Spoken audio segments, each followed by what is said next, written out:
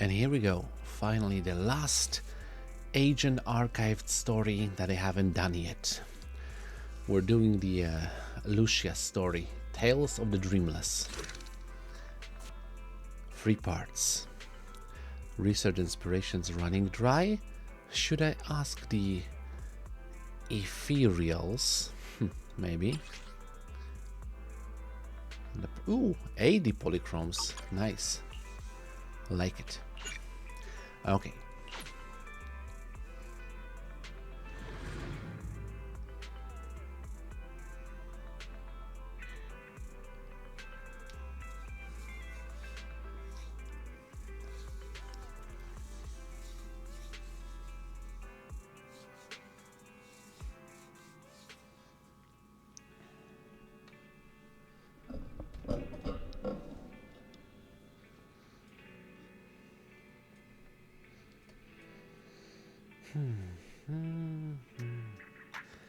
Sheer force increases sheer damage, and rupture specialized agents have a portion of their attack converted to sheer force.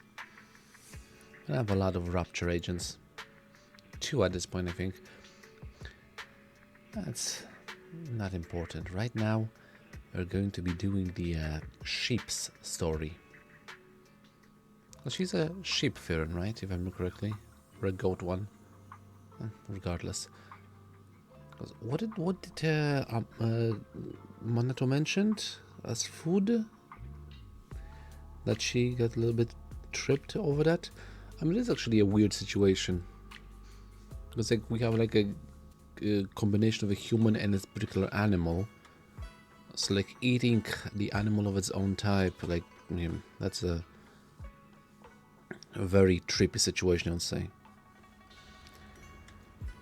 Ah, we're at Teki Token. Okay. Akira, Lucia said she needed to see you, but knowing her schedule, she probably won't be here for a while. Hold on. I'm on Knock Knot.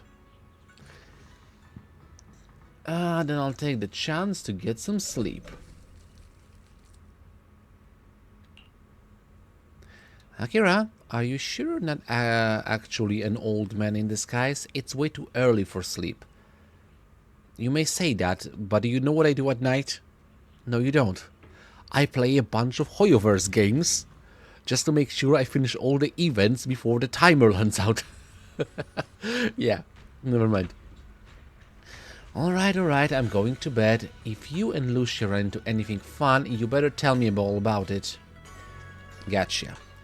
Sure enough, before long, someone came knocking at the room's window. At this hour, it could only be Santa Claus, because it's December, no. I got a power nap before. Yep, quite a night owl. Ah, まだ起きているとも。さっさと寝てしまうのは僕の性分ではないからね。ふふん、結構、実に結構。Oh? 実はこんなに早くお邪魔したのはお願い事があったからなんだよね。Go on. 最近私のエーテリアス研究が行き詰まっちゃっててさ。どれくらい行き詰まってるかっていうとね、クリティフォローの古い地下鉄を無理やり通ろうとしたタラスクミキサーくらいぎっちりハマっちゃってるの。And you've lost me. Okay, before I get stuck. なるほど。それで状況が完璧に理解できたよ。I think I'm playing wrong with this because I know what is a Tarask mixer. I know what a Tarask is, but I don't think she means a Tarask from D&D. サティロスの体についてる信号機に交通ルールの概念があるのか調べるとか。あ、そうそう。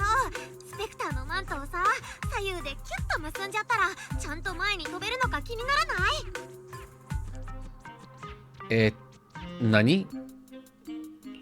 よくそんな研究を次から次へと思いつくものだな。どこから着想を得ているんだい？どこからって。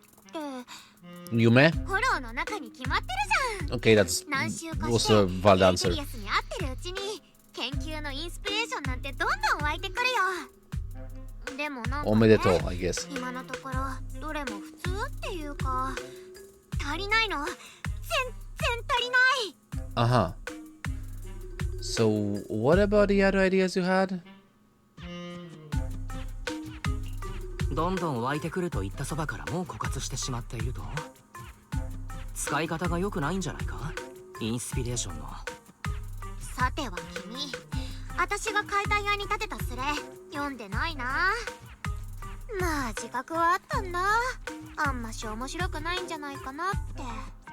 I usually や skim っぱ for ファイヤー things. サーペントくらいパンチのあるネタじゃないとダメだね。ブラストスパイダーばっかりじゃそのうちみんな何とも思わなくなって、いつかフォーラムもおしまいだよ。そうなる前に私がヨマの消息を探してこないと。ヨマ。ヨマか。前もちらっと聞いたけれど、 That あの name リ sounds シアが familiar. 熱を上げるくらい特別なエーテリアスなんだね。まあ Yoma. 話せば長くなるんだけど、 It's a type of enemy 今 somewhere, but I は don't エーテ remember リアス where. ってことにしとこうかな。夢の中に入り込んで人とコミュニケーションが取れる、そんなエーテリアスがいるとしたらね。おっ That と、 don't そ like の that. 前に Wait. 君はどう？エーテリアスが人とコミュニケーションを取るなんてことできると思う？ I mean, based on what I witnessed, yeah, they may be able to. うん。可能性はゼロではないんじゃないかな。仮にコミュニケーションできたとして、アルラウネをソファーにするのは反対だけれどね。いやまあね、わかるよ、言いたいことはさ。普段なら私も妄想と推測にはきちんと線を引くんだけど、 I mean, I've seen Inferiors cling onto their beliefs as humans before, ちょ so うどいい研 they 究 may 対 be 象 able to communicate as well. というわけで Sacrifice was 早 one 速 of 行こ those うか。 things. フォローの前にまずはフラッフィーだよ。 Farafi. I don't think I'm actually fully on the same page with her, but whatever. If she wants to hang, I can hang.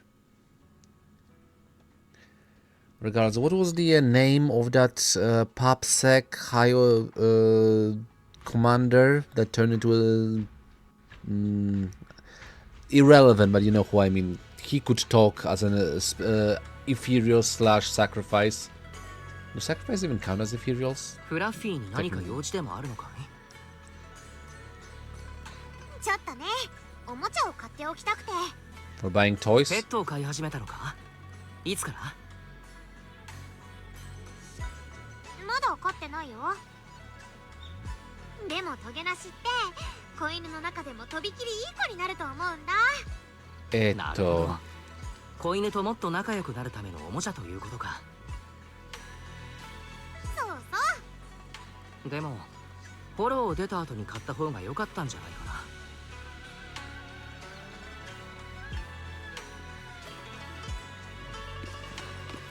Good question. Let's figure it out later. So, we're going up.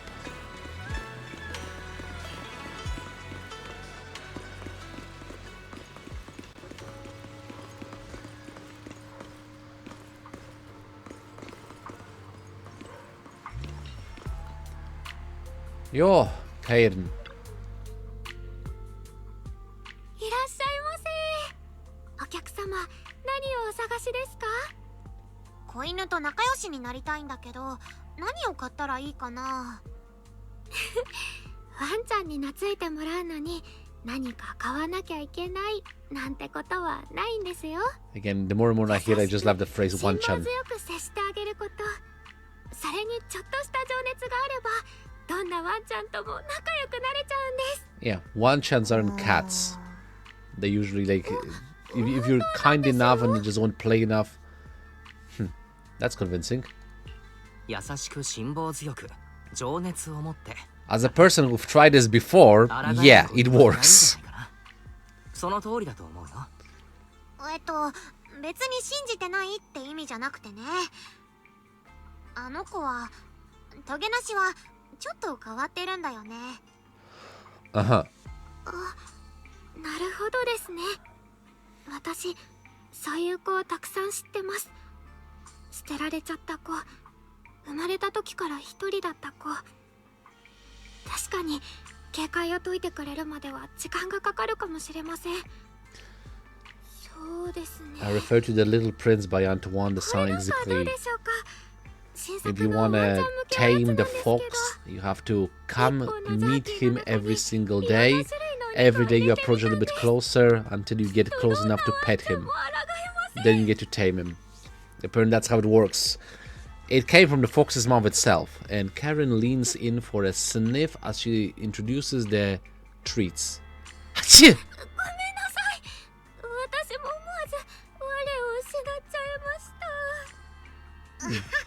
気にしないで。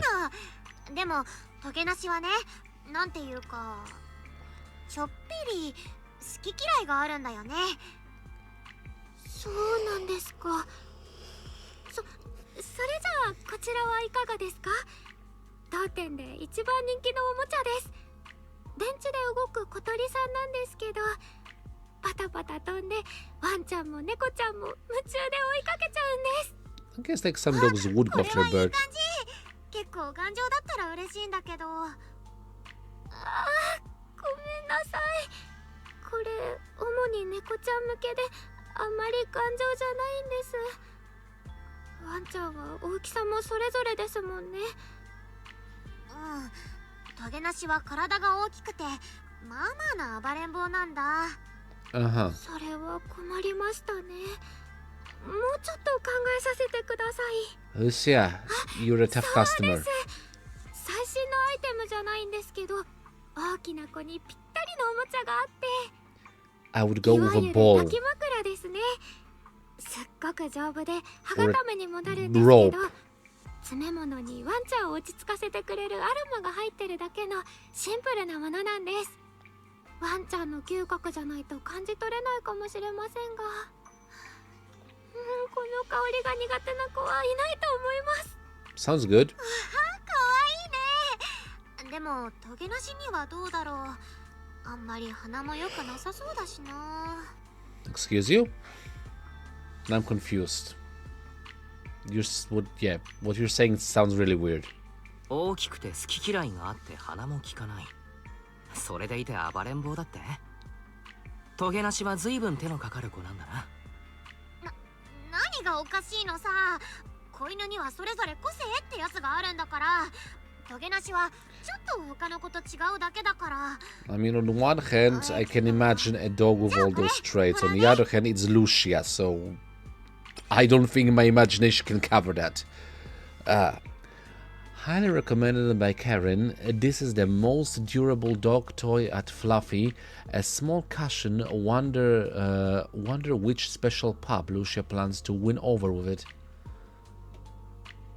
I mean, I guess it counts like more of a plush toy. I like it. Honestly, when I was working at a pet store, we had similar ones, but they weren't like plush. They weren't like pillow based. Like usually they were more like rubber, something more sturdy.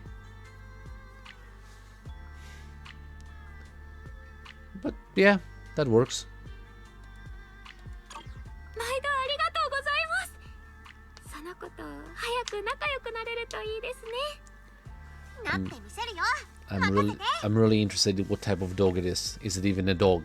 Well, Lucia takes the cushion Karen recommended, then rushes off towards the hollow. Well, better catch up quick.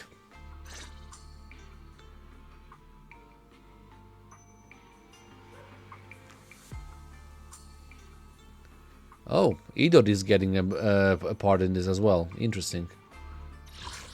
Do we need another character? Trial use level 55 Idori, which I don't have.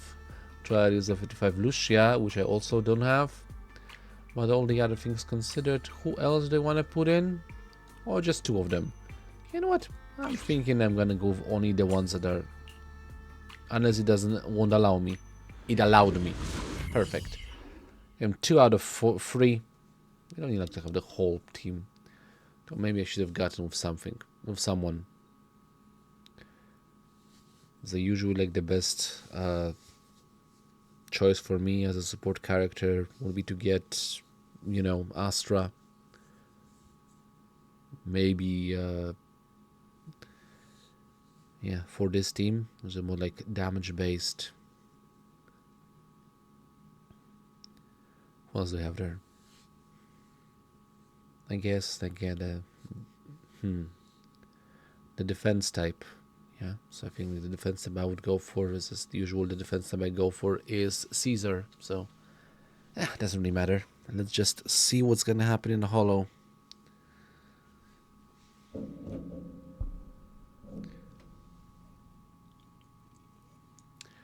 And what type of one-chan are we actually gonna be dealing with? Honestly, I'm kind of worried because Lucia is involved. So, but. I think I've repeated that enough, but it's still worth repeating all the time because it's Lucia.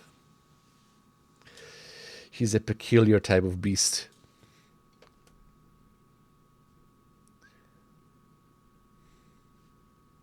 And I like her for it. Like, everything about her is fantastic. Like, she's very reminds me of Luna Lovegood, which is like one of my favorite characters from Harry Potter novels. So yeah, like the quirky, very supportive character that in her own way like turns to help a lot more than everybody seems to realize.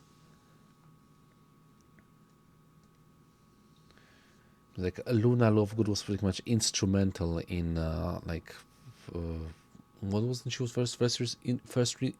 firstly introduced? It was after the Order of the Phoenix. Yeah, it was the Order of the Phoenix. After Harry started seeing the Festral. Okay, so I already know Lucia's abilities.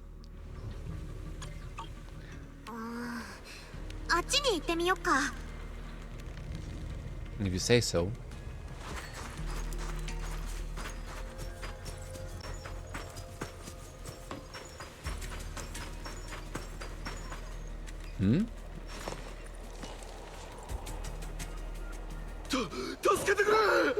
What are you doing here?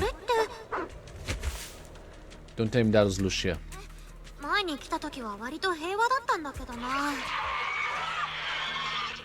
Seriously? And if you real...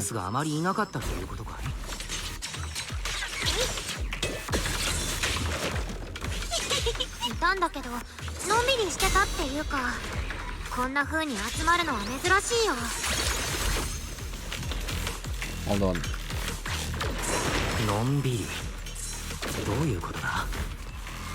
I'm charging my hammer.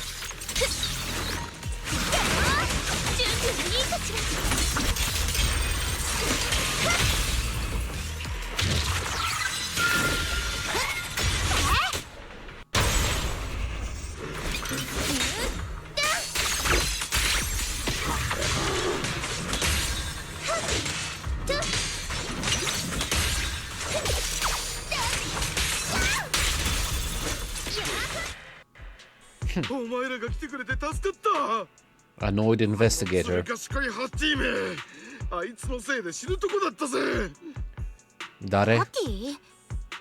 どのハティのこと？君を囲んでたエーテリアスの中にはいなかった気がするけど。なあ、普通のより一回り小さくて、俺の腰ぐらいまでしかなかったからな。見逃しても無理はない。何もかもあいつのせいだ。俺がここでエーテリアスに囲まれる羽目になったのはあいつに誘い込まれてからなんだ。エーテリアスにおびき寄せられたってこと？彼らがそんなことするなんてあんまり聞いたことないけどな。I mean, I just witnessed one in the Bernice story, so. どうしてホイホイついていっちゃったの？いや、俺を先導するように歩くもんだからつい。変なの？変ってことはないだろう。お嬢ちゃん。あいつらのずる賢さを侮るなよ。And why did you follow it then? 変って言ったのはおじさんのことね。Yeah, that we don't say. エーテリアスについてく人なんてレアだもん。本当におじさんの言うくらい小さなハティなら逃げるのも簡単でしょ。ブラストスパイダーの自爆を避けるタナトスみたいにね。追いかけなきゃよかったんじゃないの？いやだから追いかけたというよりはだな。Are you contradicting yourself? 俺が普通にフォローを歩いてたら、そのハティが急に飛び出してきたんだ。エーテリアスの大軍を従えていつでも俺を襲えるように。Didn't you just say that he led you to an ambush? 05フォローにいるエーテリアス強制隊なら他のエーテリアスを操れるって聞いたことあるけど、そのチビハティも同じことができるんだよね。もしかしてその子次世代のニネベになる素質があるってこと？ Oh, that's gonna be fun. ジョーちゃんが何を言ってんのかさっぱりだな。とにかくどんな素質があろうとエーテリアスは駆除せにはならんのだ。 That's just the way it ハティ is. はまだその辺をうろついてるかもしれないんだぞ。 Things always stay the それを same. ほっといて俺の方が変だとなんだと理解に苦しむったらないな。 Relax, Blondie. Mind if I step in? Yeah. 調査員さん、こちらにいる友人があれこれ聞いているのは安全のためだ。君のような被害者をもう生まないためにね。まったく揃いも揃って。 Unfortunately, you're in the minority, so frustrated by the questions from Lucia that he couldn't answer, the investigator snaps and storms off. Well, good riddance. I don't like that guy. He's gonna come back as an enemy later. 君もさ、私のこと理解に苦しむ？ No, I just think you're interestingly interesting. Interestingly peculiar, peculiarly interesting. I like you. Yeah. ああ、僕もよく苦しんでいるよ。なんて笑えない冗談だったかな。つまりエーテリアスを警戒するのは当然のことだけれど、それは見ず知らずの人間に対しても同じことだ。君は間違っていないさ。私は分かってたよ、アキラ。私たちアフリマンとスペクターみたいに心が通じ合ってるって。 And we're back to being 調 ridiculous. 査員は本当に怪しかったんだよ。 Wasn't he? だってさ、トゲなしが誰かを傷つけたなんて話初めて聞いたもん。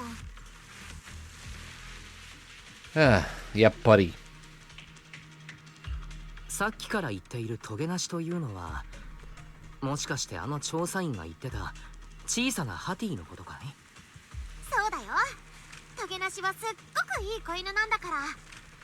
あの子と知り合ってからそれなりに経つけど、フォローの外から来た人を傷つけたことなんてないんだから。怪我をした調査員のところに案内してくれたりもしたんだよ。前も私のキャロットがこの辺でダメになっちゃったんだけど、あの子通り過ぎるふりして私に道を教えてくれたの。面白い。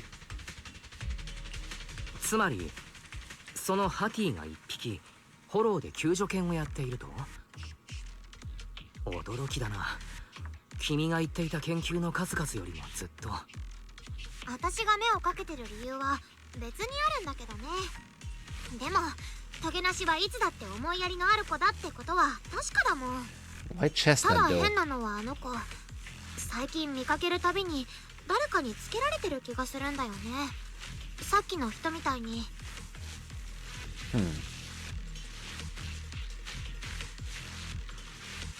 Still kind of skeptical about it, but yeah. I mean, it is Lucia, so she knows, but... 友好的なエーテリアスか。まだあまりピンときてないけれど、理由は別にあるなんて言うからにはおそらくそちらが本命なんだろう。でも長くなりそうだし、そっちは帰ってからゆっくり話そうかな。We're going ま back? あとにかくさっきの変なおじさんのせいでせっかく買ったおもちゃをトゲなしに渡せなかったし、もうちょっと周りを探してみない？またひょっこり出てきてくれるかも。わかった。Okay, so...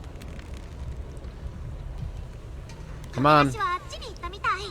探しに行こう。よかろ。Oi, Chestnut, where are you at?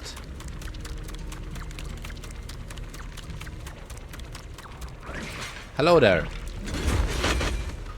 Oh, you don't have to get up on my account. Hold on. Okay, let's spin. That's a neat trick.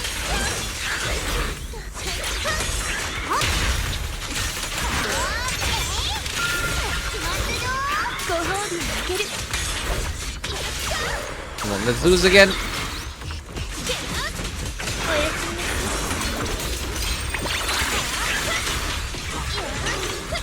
Who's next?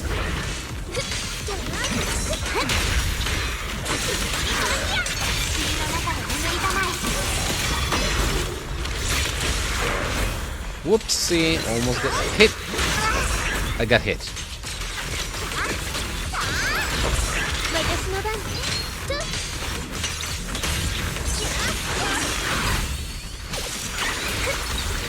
Yeah, bite. Okay, screw you.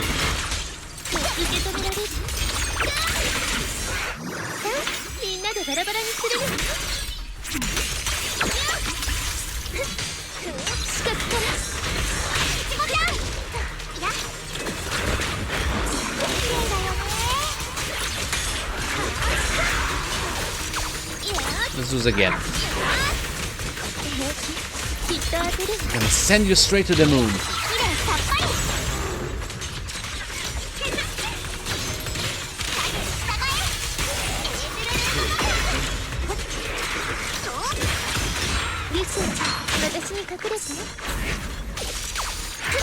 And spin.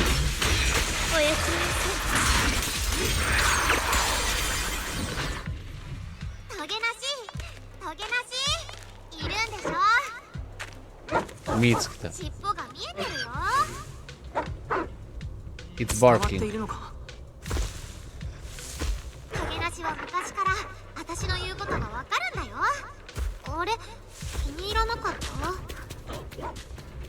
And there she goes. Are we following? Okay, she didn't like the toy. Although this is the closest Chestnut has ever gotten to me. So look, she's not in the mood to play with me yet, just yet. So, should we head back? Hold on, I'm kind of still processing this. Huh? Because of me or because of Chestnut? Both, I guess. But I think I know what you want to ask. Let's talk about it once we get out of here. Okay, we're leaving.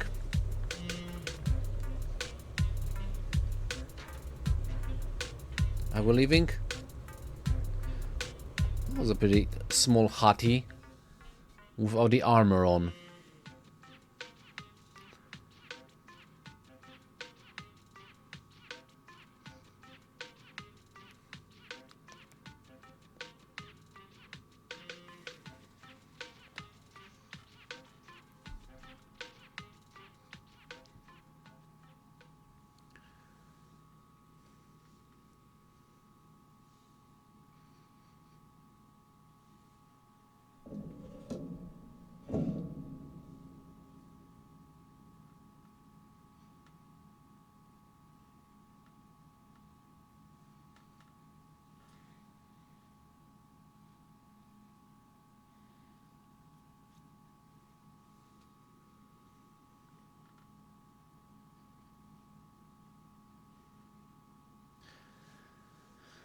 Okay, so as we are waiting for the loading, yeah, like Lucia as usual became being the weird character. She wants to befriend a hottie. Sure, why not? I mean, going in that direction of Newt's commander. So you leave the hall with Lucia and return to Siloam Bay. Ah, zannen na, what a shame. Huh. You mean about Chestnut?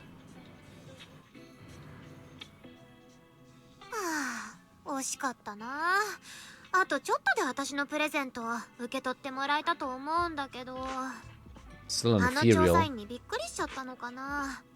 そのせいで今日はすっごく慎重になってるとか。Also, now that I actually think about it, I've never actually got deep into the whole ethereal thing. They seem to be very aggressive towards humans, but what's the reason behind it? Like, I don't think they need us like for sustenance as food source. So just because like we are different, yeah, we'll see. I'm pretty sure as the story progresses, we're gonna find out more about ethereals, because so far as we can tell, at least the Exalted seem to treat becoming at least a sacrifice type of ethereal like ascension for humanity. Well, let's try to find her again next time. Actually, no. How did you two meet? I'm interested in that story. それはあるかもしれないな。それにしてもリュシアはどうやってトゲなしと知り合ったんだい？実はね、私の一族に伝わるヨマの伝説に関係してるんだ。かいつまんで言うと、トゲなしはヨマが夢の中から私に送ってくれたプレゼントなの。Okay, I need more elaborate, please. ほう。ヨマの話は今までもしてくれたけれど、プレゼントについては初耳だな。詳しく聞かせてくれるかい？もう知ってると思うけど、私は新エリートの辺境から来たヨマ守人なの。一族のみんなは昼間休んで夜に活動する。言い伝えによると、私たちの先祖は強大なエーテリアスと出会って何日も戦いを繰り広げたんだって。そのエーテリアスは倒される寸前にものすごいエネルギーを爆発させて、以来私たち一族の夢の中に住み着いてるそうなの。一族の人間が眠りにつくと時々夢にヨマが現れて無遊するみたいにフォローへ導かれちゃうんだ。意識を取り戻すのはもうエーテリアスになる直前のほんの一瞬だけ。何度もそんなことを繰り返してるうちに、一度に大勢が眠りに落ちるほどヨマの力が強くなってくってことも分かったんだ。Oh, so that's how it works. So that's why you don't sleep. なんてむごい呪いだ。これだけの時間が経ってもまだ呪いを解く術は見つかっていないのか？見つかってない。それ以来私たちは都市の辺境に移り住んで夜は眠らないようになったの。どうしても夜に眠らなきゃいけない時は誰かが必ず見張りをしてその人の夜を守るんだよ。 That makes so much sense now. ヨマとの戦いがもたらしたのはそれだけじゃなかったの。ヨマ守人はエーテリアスにちょっと異端な見方をされるみたいで、フォローの中で襲われなくなったんだ。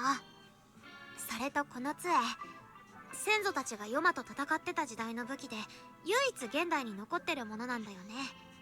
なんとこれエーテリアスの力を模倣できるの。 I'm learning so much about Lucia. 私は若い世代の中で一番才能があって、それに一番とにかく You're a prodigy. よくわかんないけど、この杖を私にくれたんだ。 It's a rod, actually. Stop surfing are longer, in my opinion, but yeah. So, have you never dreamed about a night horror? ヨマの夢を見たヨマ守人が無遊状態でフォローに連れて行かれてしまう。リュシアもそんな夢を見たことあるのか？ないよ。でも似たようなことは一回だけあったかな。つい最近ね、おばあが私の夜を守ってくれたの。その時にヨマのことや一族がヨマに抱いている恐れについて教えてくれた。おばあ自身が夢で見たヨマのことも、みんなが言う通り神様みたいに美しいエーテリアスだったって。その夜私が夢に見たのはヨマの視線だけ。それは私を見つめてて、目の前には小さなハティがいたの。あの子は戦い疲れたみたいにぐったりしてて、その時はお互いひどいことから生き残った者同士みたいに警戒しながら見つめ合ってた。 I get the feeling like maybe the creator itself. トゲなしを見つけたのはその後だった。懐いてきたわけじゃないけど、敵意は全然なかったし、他の人にも友好的だったんだよ。だからずっと思ってたんだ。トゲなしはきっとヨマが私にくれた子犬なんだって。 You're really trusting a gift sent by a creature like that? ついさっきまで聞いてたヨマの話とは打って変わって優しくされたんだな。私にもよくわかんないや。でも I'm skeptical トゲ again. なしがすっごくいい子なのは確かだし、私たちが仲良くなれれば夢で見たような一触即発もきっと夢のままだよね。もっと言うとヨマトだってトゲなしみたいに心を通わせることができるかもしんないじゃん。そうなったら一族の呪いにも希望があるかも。 I think you should meet Bernice. なんてさすがにちょっと楽観的すぎ。 You know what? No. いや、リュシアの言いたいことはわかる。僕たちはフォローについてあまり知らないのだから、君の考えを探求する価値はある。まあ私の話は一族のみんなにもぶっ飛びすぎてるってよく言われるんだけどね。真面目に聞いてくれたのは弟おばあくらいかな。Well, Lucia glanced out the window. The night sky is beginning to fade, just a faint shimmer of dawn on the horizon.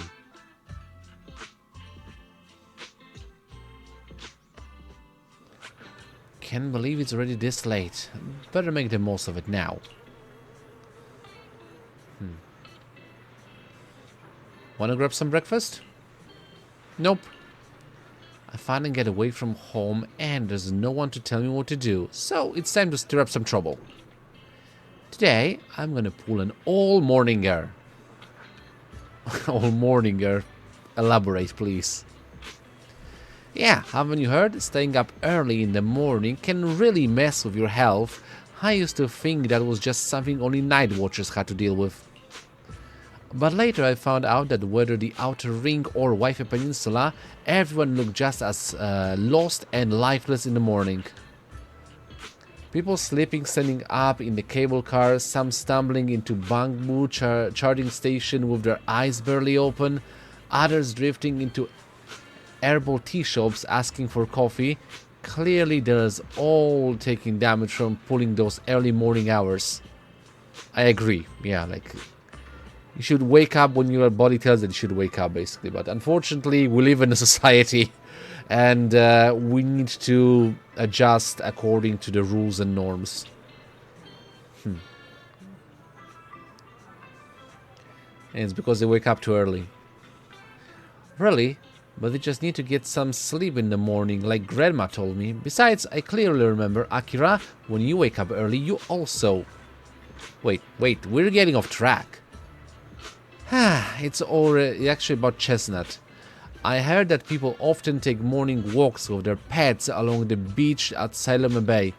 Should we go check it out? I want to learn how do others get animals to like them. Fair enough.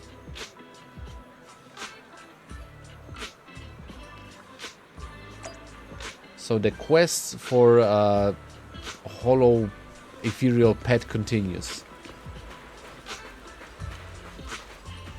Man with a bird on his shoulder. There is a bird. Whoa. Wanna say hi to her? Hey there, little birdie. So cute. It's rare to see a bird willing to perch so docilely on someone's shoulder. She's really friendly with people. If only my dog would rely on me like that. There may be a chance she's just being lazy, not wanting to flap her own wings and just wants to use me as her personal ride. The little bird pecks the man's ear hard. After the man begs for mercy, the bird gently nuzzles her beak against the side of his face. Wow, you two are real close. I get it, animals can be moody sometimes. As humans, we need to be good at having patience, but also seize the right moment to create opportunities of communication. Good lesson to learn about animals and how to deal with them. As long as they aren't too dangerous. That's right, I trust she won't hurt me and she trusts I won't hurt her. Everything else is minor. Though honestly, this one did hurt quite a bit. Ouch. I get it. I trust that Chestnut won't hurt me, so next time if she ignores me again, I'll say something to make her angry. When she gets mad enough to bite me, I'll apologize. Just don't do that, please. No worries, everything else is minor.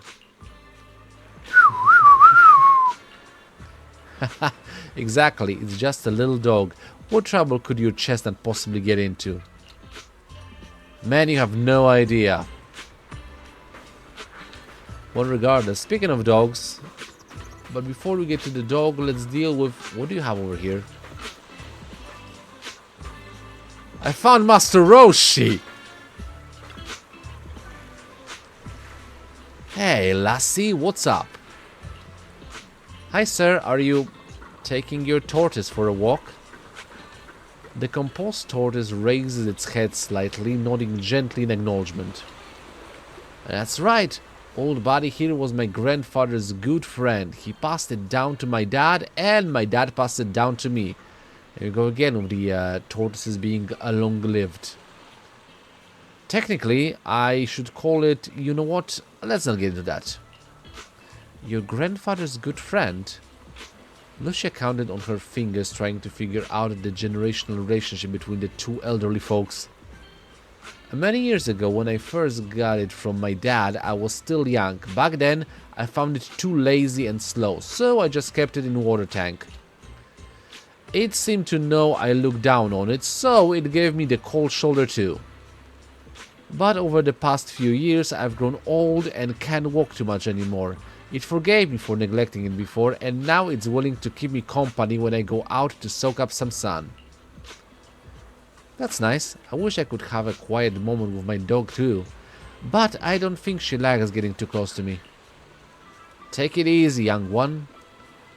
When words fail us, we can still speak through actions. Simply keep communicating with them and they'll eventually understand. Also a good lesson to learn.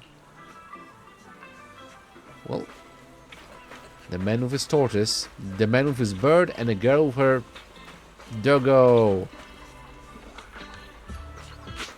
Dejected girl. Hello, good morning. Bad morning, unfortunately. A bunch of barking. I don't really want to do the woof movement. Alright, got it. So what do you want me to do now? The cocky little dog barks loudly a few more times, mixed with some impatient sneezes. Then he lifts his head and turns around, clearly a sign he wants to leave. The girl walking him heaves a heavy sigh and turns to ask Lucia. Sorry, what were you trying to say just now? I want to ask you and your dog... I wanted to ask how you and your dog usually get along. Oh, it's simple. He screams at me, I obey. If I don't obey, he screams and then I obey. He always manages to cause even bigger trouble, and all I have to do is follow his bark and call. Seems he trained you well. We are a heartless tyrant with endless energy and his poor slave. That's pretty much it. Oh. Of course I thought about doing something about it, like starting a grand rebellion, grabbing him and jumping into the sea, ending it all once and for all. But then I thought, I'm not even as good a swimmer as he is. What if he swims back to shore and tricks someone else with that innocent act of his? Wouldn't he just be letting another poor soul fall victim? Huh. Well, compared to him, Chestnut seems pretty friendly. Suddenly, a strange smile creeps across the girl's face, as if remembering something exciting. But hey, humans live longer than dogs. In 10 years, when he gets old and has no energy left to bark and scream, and can drag the whole table around the room just cause he's leashed to it, he won't be able to torture me anymore. And so playing the long game. I don't think you should have a pet. When the time comes, we'll live together in love and perfect harmony. Okay, good luck with that. Well, the tyrant is clearly displeased with this and runs away screaming. Probably not wanting it to trick any other poor innocent humans, the girl rushes after it without even managing to say goodbye. What a weird company. Couple, I want to say. That's the one, okay. This example doesn't seem very helpful. All I learned is maybe I could chase after Chestnut until she's tuckered out, then stuff the pillow into her mouth. Lucia scribbles in her notebook, but ends up tearing out the whole page in the end. So that's how you interact with animals. I've still got a lot to learn. I mean, each animal is different and it depends on, the personnel that also wants to interact with it. But I feel like Chestnut is also trying hard to get closer to me.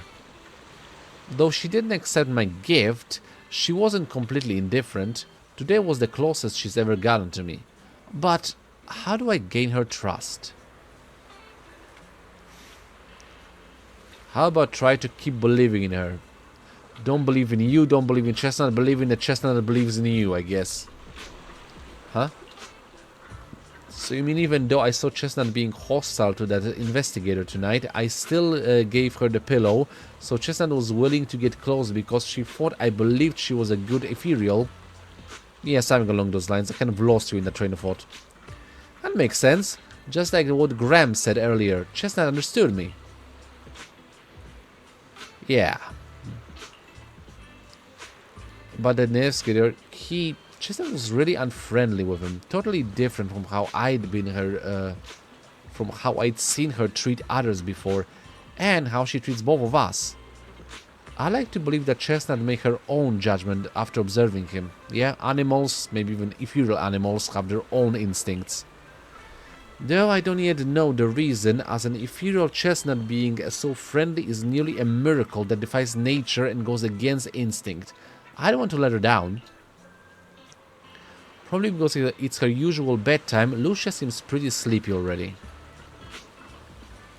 Okay, I think it's time to get some rest. Alright, tonight's Hollow Bedtime Tales ends here. Even for a planned all-morninger, this has gone on way too long. I need to get out of here before the Night Emissary's magic wears off. I'll come find you when there's any new developments. Leave the story. Well, like a princess from a fairy tale who must leave when the time runs out, Lucia waves goodbye, pulls up her hood, and gracefully vanishes into the crowd. Assassin's Creed style. Okay, so that's the first part of the story. Pretty interesting so far. Lucia's trying to befriend an ethereal puppy. Stranger things have happened. Okay, let's continue on. Confirmed. Moving on. Yeah. Agent story. Speak of the night horror and it appears. Say his name and he appears. I believe in night horror. Ah, for crying out loud. Could it really be such a coincidence? Anyway. Hope I won't get sued for using that little kind of like jingle. The jingle, not the jingle, but yeah. Theme song. Yeah, that's the one I'm looking for. Honestly, that has been walking after me for a while, ever since I actually was introduced to this. Only if you know where the song is from, then you know. Okay, so there's no fixed bedtime at home. You just need to remember to turn off Rin's lamp. But tonight, a familiar visitor will be dropping by. Lucia sent a message, but didn't explain what's going on. I'll ask her when she gets here. Though I bet Rin will stay up super late once I leave. As promised, your midnight visitor arrives in the dead of night once again. Mayonaka. Yo, どうした? 何があったんだ? 落ち着いてゆっくり話してくれ。ヨナが出たの。一族のみんなが言ってたんだ。ヨナがまた現れたって。族長が無有状態でラマニアンフォローに入っちゃったらしくて、行方がわかんなくなっちゃった。That's a problem. どうしてそんなことに? 何か悪してんのかい? While Lucia falls silent for a moment, still trying to gather her thoughts. 何日か前、族長のところへお願いに来た人がいたんだって。夜守り人たちの力を借りて、ヨマを探したいから、誰か無有に入ってくれないかって。ヨマの力について知りたい以上のことはなくて、何か起きたらすぐ起こすって言ってたみたいだけど、族長はみんなの安全を考えて断ったみたい。でもその後、何か言い争うような声が聞こえてたっぽいんだよね。I get a feeling that it'll be the blonde guy. 怪しい。のっけから疑わしいけれど、拒絶された彼らが族長を無理やり無有に入れた可能性は？でもなんだかんだすぐ帰ったらしいんだ。もう一回来たとか、一族の中に紛れてたって話も聞かないし、だから多分族長を無有に入れたのはヨマ自身かもしれない。あとは夜守り人みんながそうなるように両手を広げてるフォローの中へ。 I don't like it. Something's definitely off here. あちこちに拭えない違和感があるな。私はずっと族長からもらった杖を持ち歩いてるし、族長の言葉も覚えてる。夜守り人は夢に遊び、いつしかあまねくエーテルのことなりてフォローへと帰ってゆくだろう。なれどその日が来るまでは精一杯を人として生きねばならぬ。族長から人として生きる機会を奪おうとしてる奴がいるなら、たとえそれがヨマ本人だとしても、私は絶対に真相を突き止めなきゃ。 Fair enough. Guess we're going to the hollow then.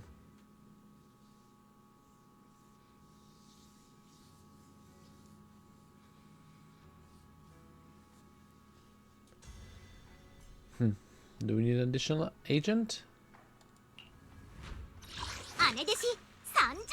I mean, even if either isn't a part of it, yeah, sure, why not? So, who do we want to take in as well?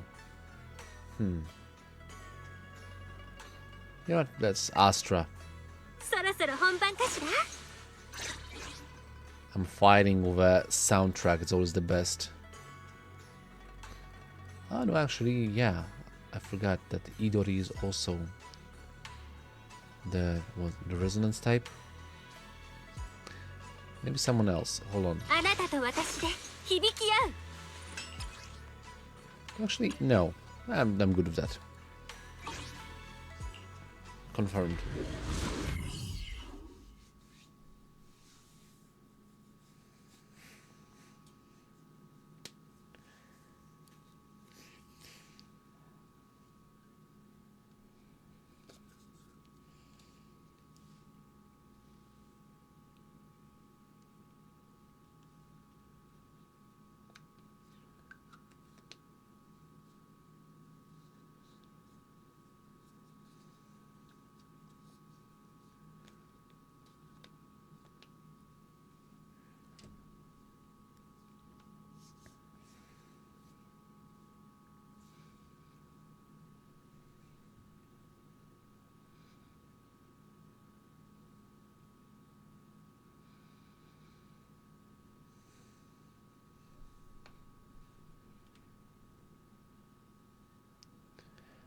Well, anyway, we have a mission of going to the Hollow, trying to find the chieftain.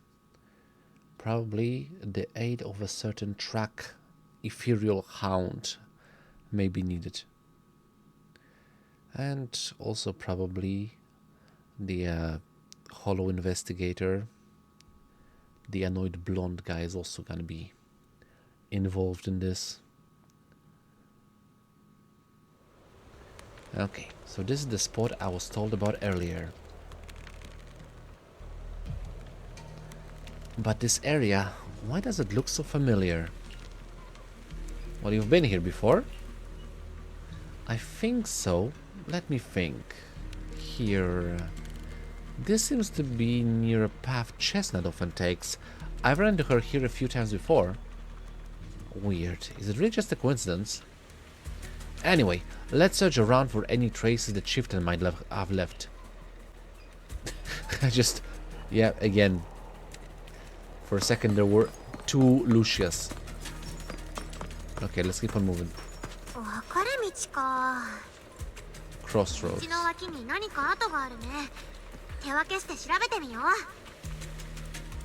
So we can either go right, or we can go left, or we can... Wait, oh right, markings, I'm sorry. Thankfully, there are these plants that haven't been corrupted yet. All this fluffy, dense moss around here, it would take at least a month to grow to this thickness and height. There's no sign of broken or trampled branches on any of the plants here. And there's definitely been no one in that viney area. They're covered in tiny thorns. No way anyone will be able to get through there safely. Well, you know so much. This isn't the right way. Let's go look elsewhere. Okay. Left.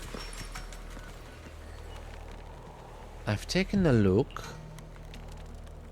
There are indents from fiery serpent explosions, footprints left by Huskhorn, imprints from Farbautz's great shield, and marks carved when Arcavor set down his legs nearby. But no sign of humans. No neatly dressed investigators, no barefoot hollow raiders, and certainly no shoe-wearing Furious nothing. Well, I believe you. Yeah, let's check out another spot. He's a tracker. I like it. Lucia carefully examines the footprints on the ground. Hard to believe anyone's missed such obvious clues. Should be this way. Are you sure it's the chieftain? Just making sure. Are you sure it's the chieftain? Well, to be optimistic, I think this look like footprints left by members of the Night Watcher tribe, searching for the chieftain after he went sleepwalking and disappeared. Besides, this area is usually deserted, yet there are multiple sets of footprints, all fresh and undisturbed by Furials. Even if it wasn't about the chieftain, we could still check it out. Gotcha. Going up then.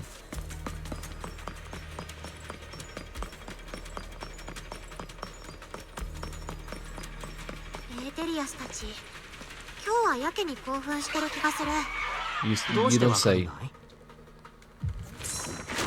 だってほらよく見て、あの子たちのコアのあたりの光、変化のペースがいつもより 20% も速い。おう。本当かい？ 20%。ルシアちゃん、こいつを任せて。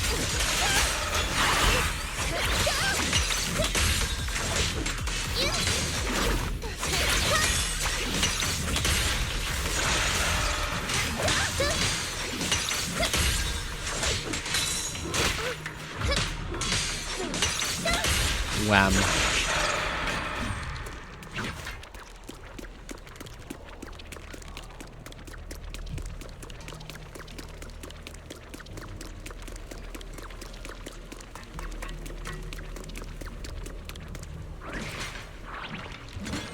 And here we are. Interesting. ハイアトだ。このエーテリアスを知っているのかい？まさか族長。この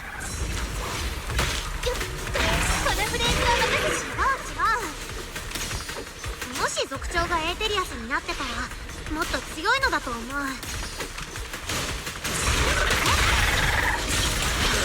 そうか。族長はすごいんだな。上位同士は牽制し合うからね。あの子が威張ってるならラッキーだよ。きっと当てる。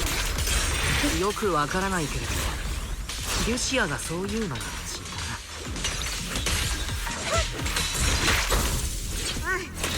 まずはこの悪い子をなんとかしなきゃ。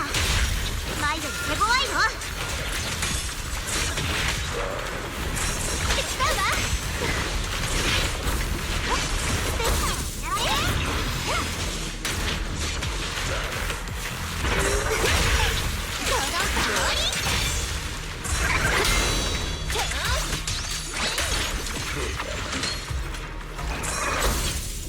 Let's go.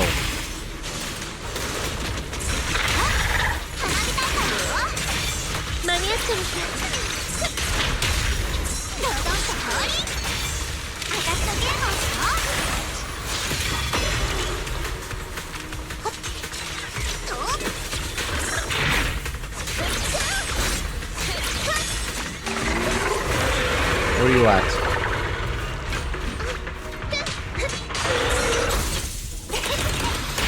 Hold on.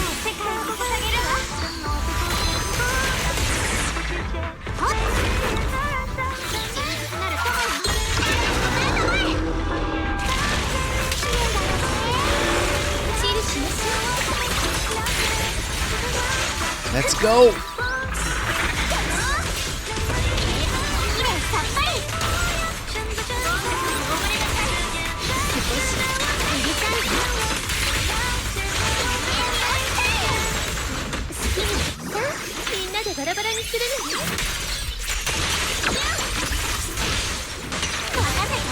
Get out of my way.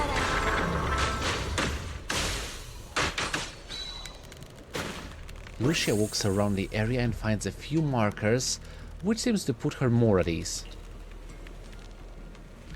I hate to break it to you, but that ethereal we just saw was definitely a hiator.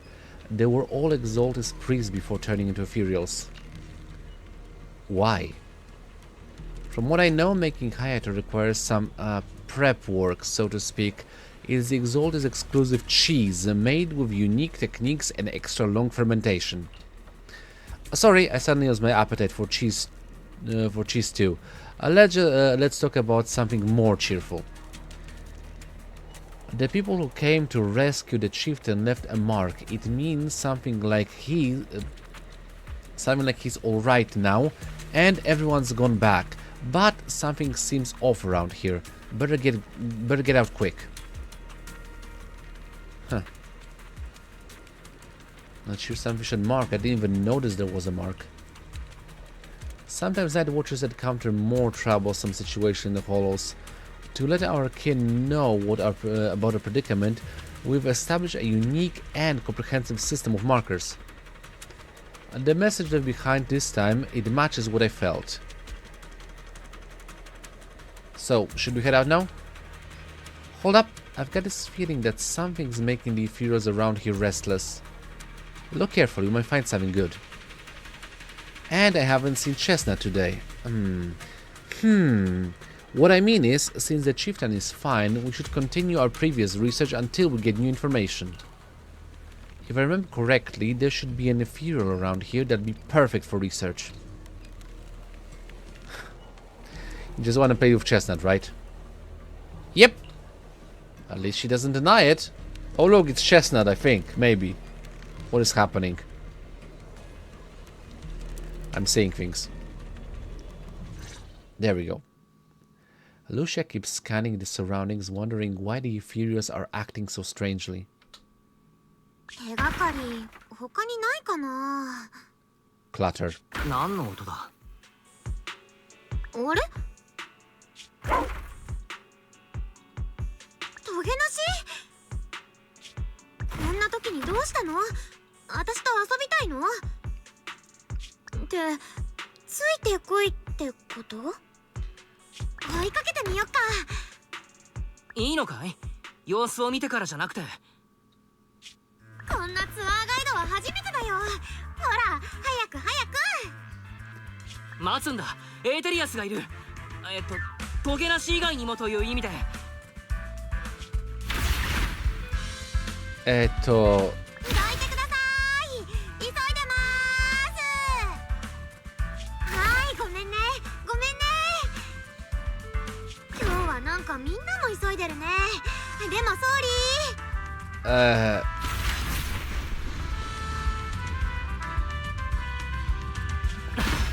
手がかりより先にやれやれ。今日の運動ノルマを達成してしまった。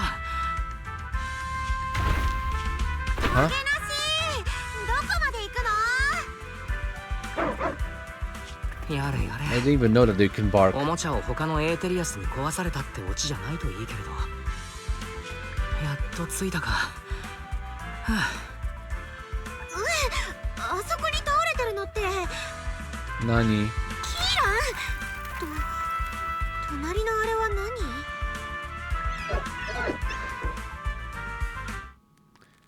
何？Would you look at that? Chestnut is really like a good ethereal. So before Lucia could wake Kieran, more excited ethereals come swarming in, and Chestnut seems to want to join the fight. Chestnut? Am I dreaming? A Hati helping us fight against other ethereals? Watch out, Chestnut, here I come! This is ridiculous.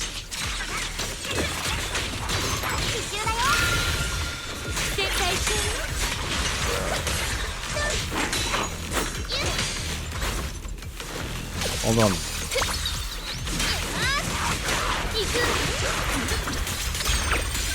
Chestnut, keep away. I don't want to hurt you by mistake.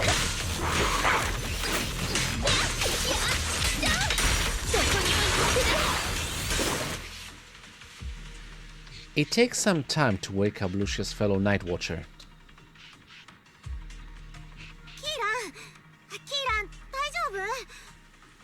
リュシー、あ、どうして君がここにいるんだ？族長のこと聞いたから何か手がかりがないかと思って来てみたの。君は I'm here as a この proxy, フ by the ロー way. に無遊してきたの？僕にもわからない。Huh. 友達に夜を守ってもらうよう頼んでたけれど、なぜか無遊してしまったらしい。こんなところで目覚めるとは。What about your friend? この時間だし、その友達もうっかり眠ってしまったんだろうか。わからない。僕が一方的に友達だと思い込んでた可能性もある。彼はいつも調査員の格好をしてるんだ。前に僕がフォローで危ない目にあった時も助けてくれた。Oh. リュシアは知ってるだろうけど、僕たちはフォローで真っ先に見限られる。助けに戻ってきてくれる人なんてめったにないんだ。Okay, that I just want to know why. なんだって？エーテリアスに襲われないからか？だからといってそんな扱いを受けていいはずが。そうだね。エーテリアスが群がってくると夜守り人の特徴が一目瞭然だから。まあとはいえ責めらんないかな。そうなっちゃうと狂乱ボートに悪辣投手、ヘルメットをかぶった夜守り人はあんまり区別がつかないからね。Mucha surna. それがリュシアなりのユーモアだとしても、縁起でもないことを言うもんじゃない。危険な状況ならそれだけ異端への拒絶も強まる。ピンチに陥った時、仲間が一番に見捨てるのは往々にして僕らだ。どうせ君はエーテリアスに襲われないんだ。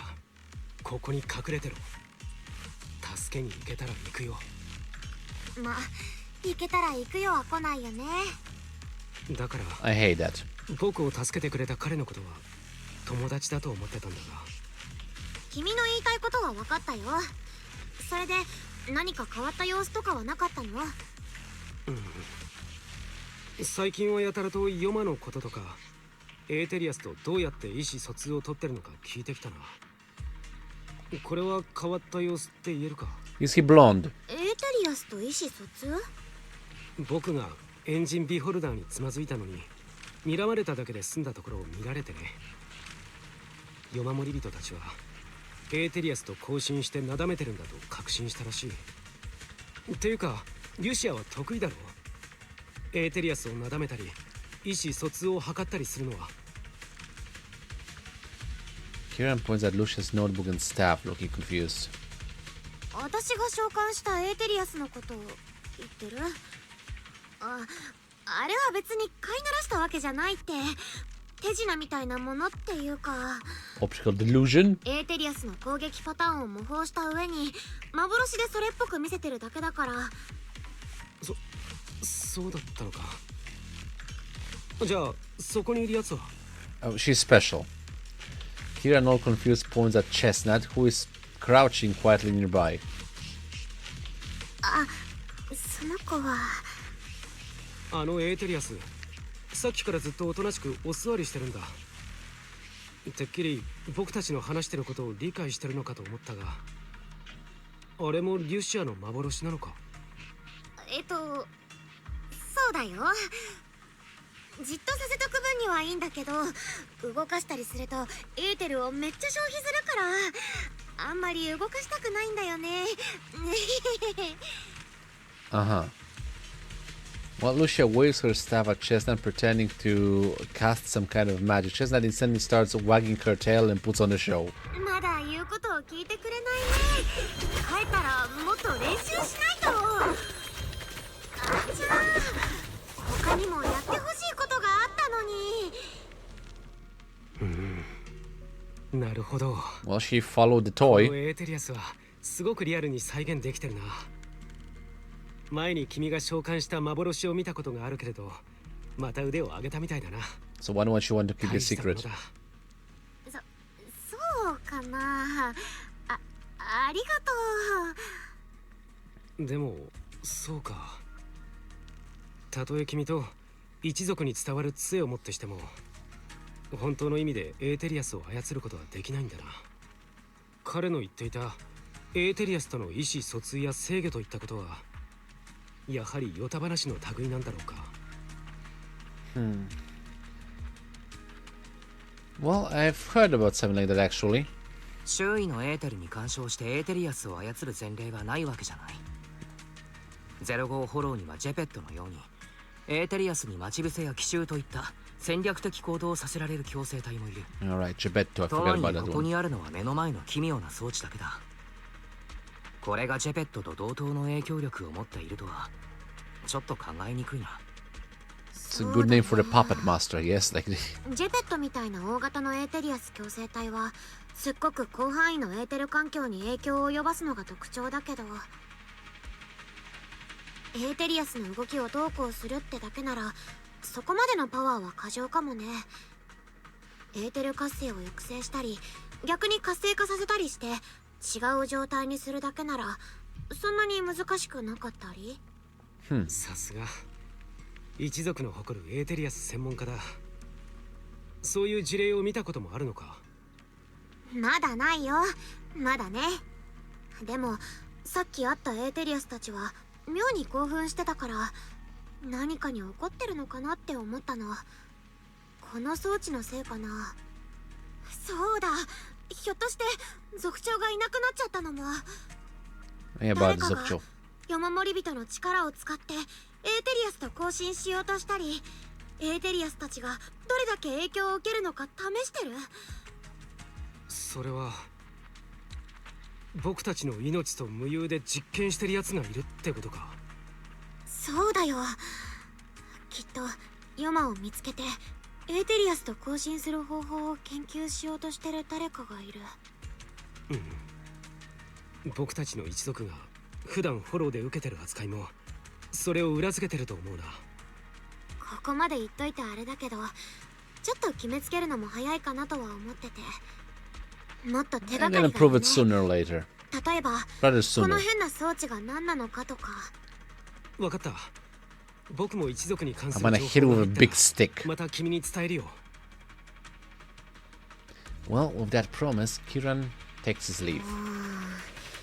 見れば見るほど変わってるね。アキラも見てみて。 Dore dore. Ether amplifier. This device looks like some kind of ether amplifier. If I'm not mistaken, the way it channels ether is somewhat similar to my staff.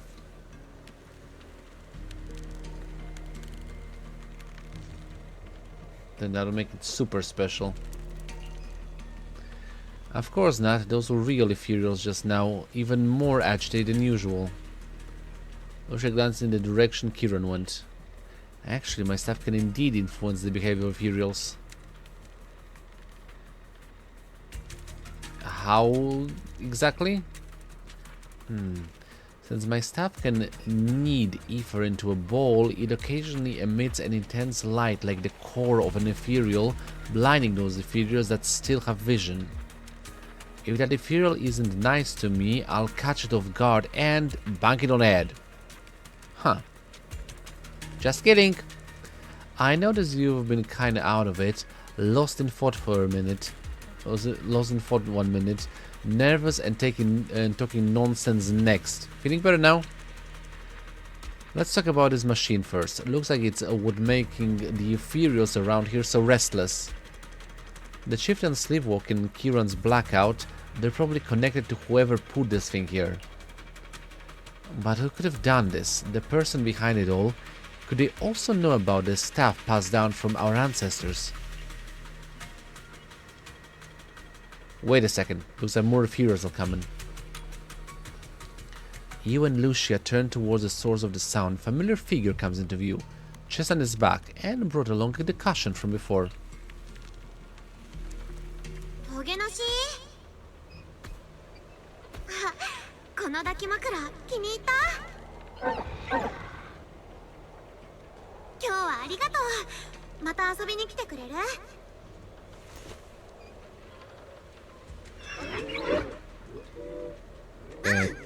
彼も来るよ、約束。Wait, それは I'm being robbed into 僕の this? ことかい？トゲなし？あえて光栄だ。This is so awkward. That thing usually tries to bite my face off. Well, at Chestnut's enthusiastic invitation, you pet its head and tail. It's just as hard as you imagined, and you can even feel the violent ether flowing through its body. After you and Lucia spend quite a while playing with Chestnut, you reluctantly say goodbye and return to Philome Heights. Well, so it turns out that you can make friends with Ethereals. Wonder what's the source of this.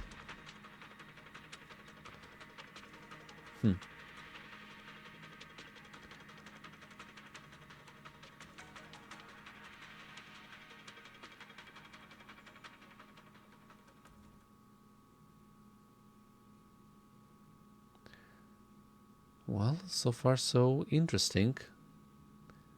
This whole story is becoming more and more, well, intriguing as we go along.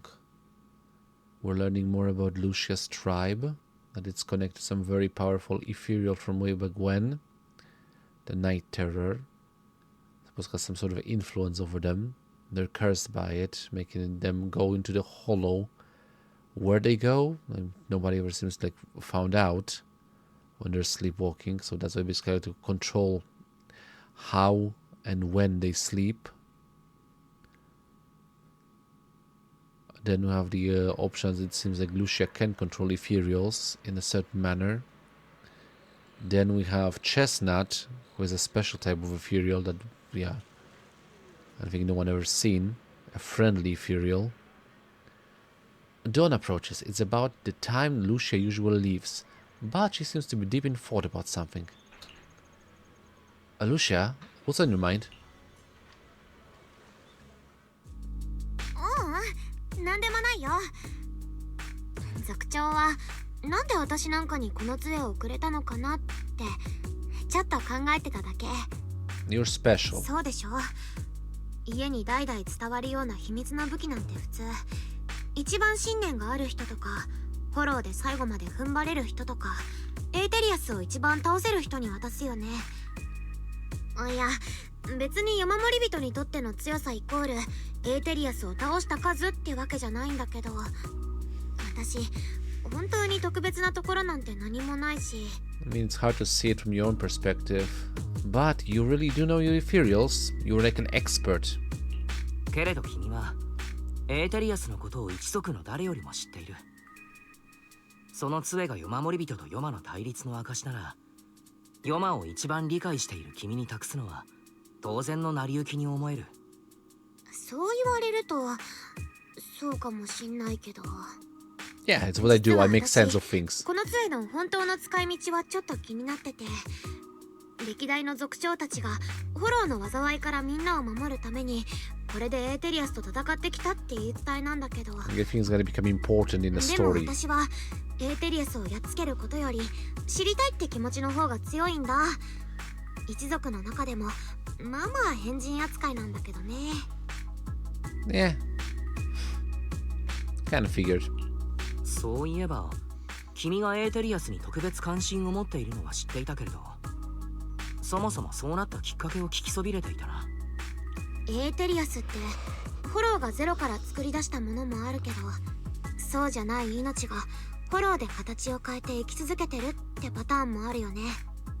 フォローが鏡となって私たちを映し出した存在とか、今はもういない家族や友達そのものとか。私はずっと考えてる。フォローに飲まれてエーテリアスになった人の理性、それに意識はもう絶対元に戻らないのかなって。私たちがフォローを敵として見なしてるうちはダメなのかもって。どれだけ強い人がいてもフォローを一つ残らず消すっていうのはちょっと無理があるだろうし。だからもしもいつかエーテリアスの謎を全て解き明かしてフォローそのものから答えが返ってくる日が来たら、亡くした家族や友達も戻ってくるかもしれない。それか起こったことは変えられなくてもフォローを恐れなくてもいい世界に進んでいけるかもしれない。多分。もしかしたらそうかもしれないな。こう考えてみないかい？族長が杖を君に渡したのは答えを探してほしいと背中を押してくれたんだ。It's also a very good そうだっ reason. たらいいな。 Well, Lucia may have said a lot of confusing things, but she doesn't seem to bother ほ about ら it. 私たちだけで悩んでても拉致が開かないっていうか、だから難しい顔をするのはやめったらやめ。今夜はいろんなことがあったね。さすがに眠いや。そろそろ帰って休もっか。でもね、族長とキーランのことはもっと分かりやすい答えがきっとあるから、進展があったら報告するね。 Well, I'm gonna be waiting for that news. Maybe it's because both the Chief and Kieran are... Never mind. It's hard to believe that they've touched an ethereal. A friendly one that invited me to pet it. Wow. Following Lucia always leads to fascinating experiences. I wonder what will happen next time. But I'm really sleepy. I should go get breakfast for Rin first. What if she went to bed early last night and wakes up early today? Well, we'll figure it out.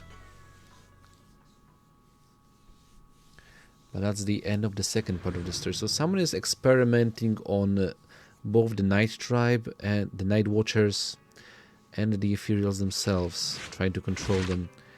I do that stupid idea that basically Jurassic World is trying to pull over us. Like, yeah, let's have animals and turn them into soldiers or weapons. We've tried it so many times already, like taking dogs, taking dolphins, other animals, and like taking bats even. Like humanity's ingenuity is just sometimes really ridiculous. Anyway, the Dreamless, but you can't control animals and you can't control everything. So regarding what talent can bring, Kieran has an ambitious vision. So is Kieran the mastermind behind this? Well, let's figure it out. Begin the last part of the story.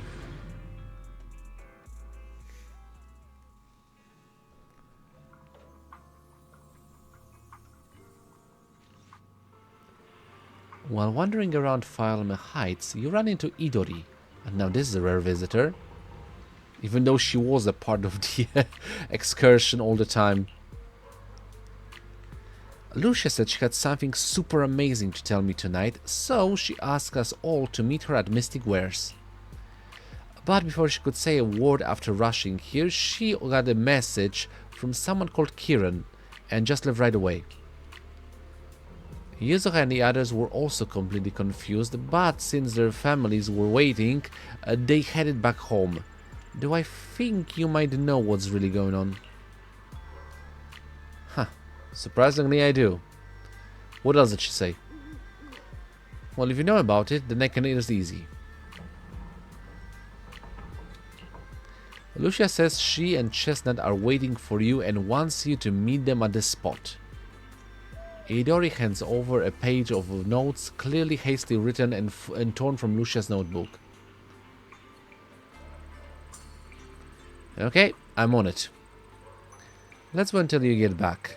Then you can tell me what really happened. Whatever she ditched us for had better be worth it, or else she's going to have to treat us to Yumcha's sin at the very least. Yuzuha was the one who said that, wasn't she? I can't hide anything from you. We'll wait outside the hall for you to bring Lucia back. But who is Chestnut? It's just a dog. Nothing special. Don't worry about it.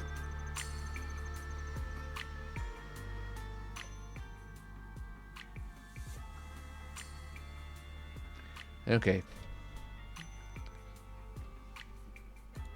And we're back to... Yeah, where is... There we go. Perfect.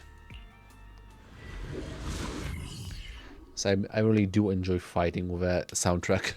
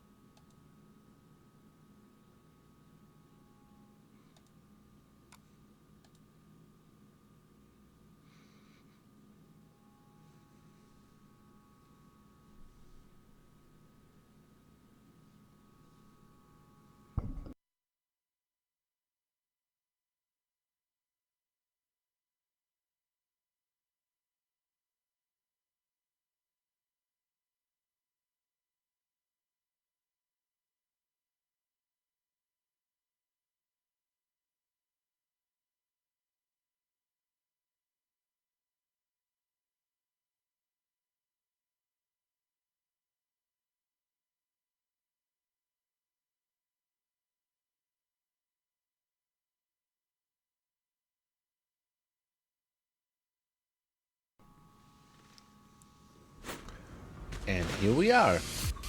Won't you look at that? Chestnut, stop stalking me.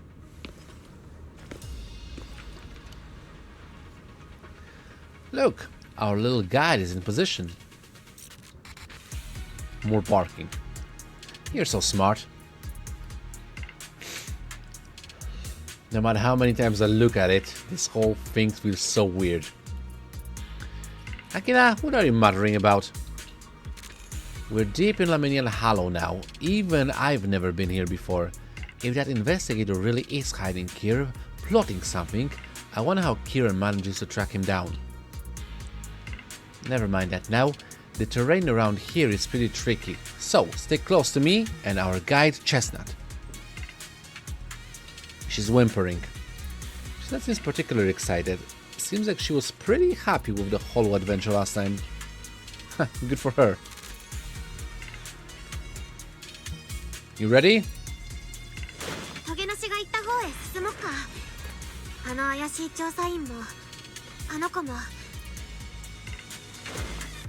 Wait, what?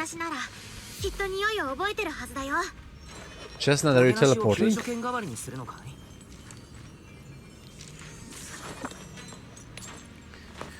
Things are weirdly happening.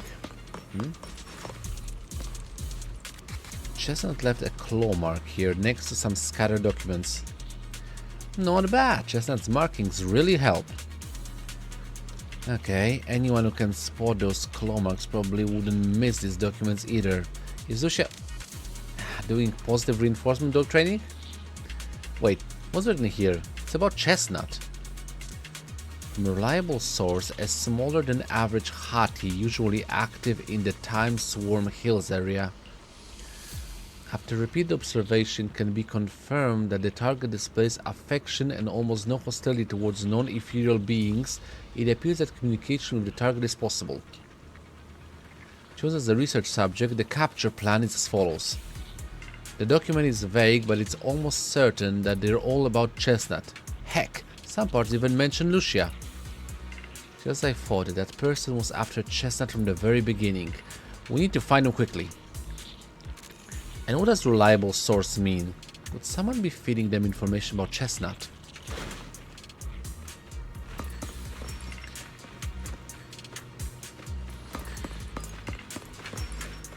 Chestnut, you're teleporting again.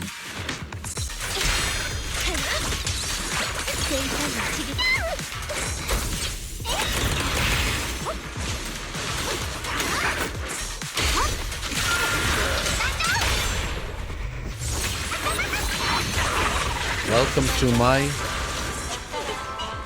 world.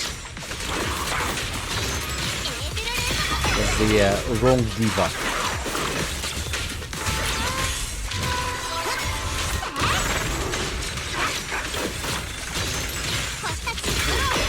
Boom. Moving on.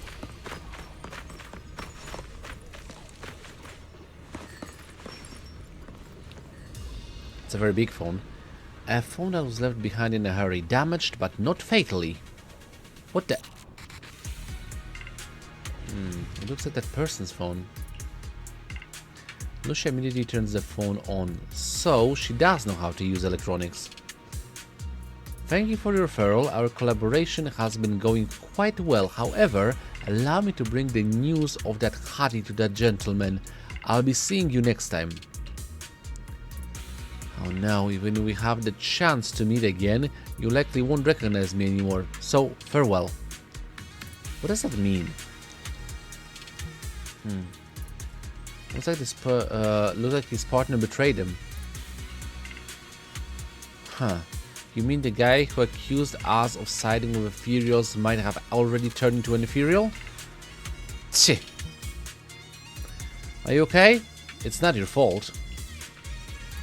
No, it's not that. I was just thinking, if we'd saved him in time, wouldn't it be fun to see the face of that person who was so eager to say their final farewell? Maybe it would be.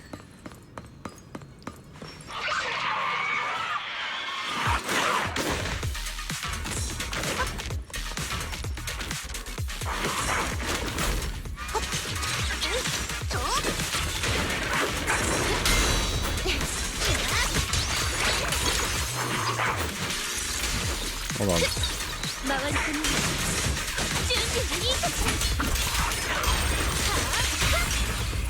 And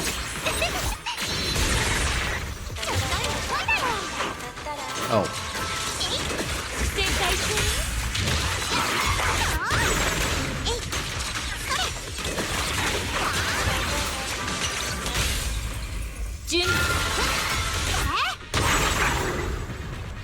Annihilated.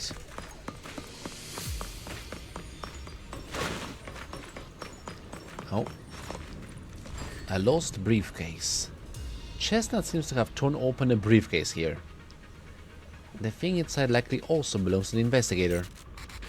I'm not sure what happened, but that person or ethereal must be nearby.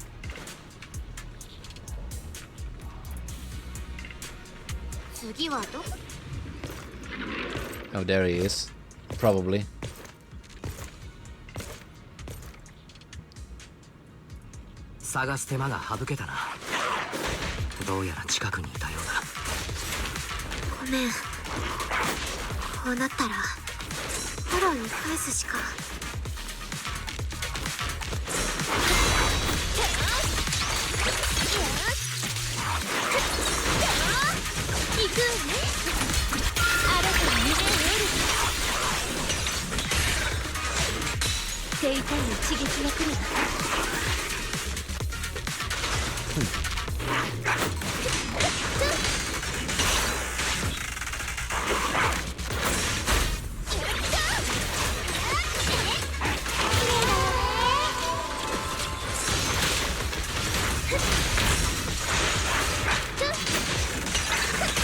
Stop killing my dog.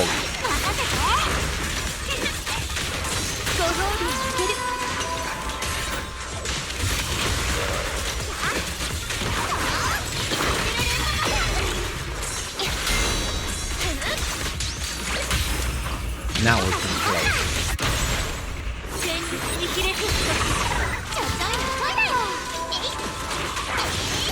Bye bye. More Ethereals. 狙いははっきりしてるね。このままじゃまずい。隙を見てあの増幅器を壊さないと。Let's go.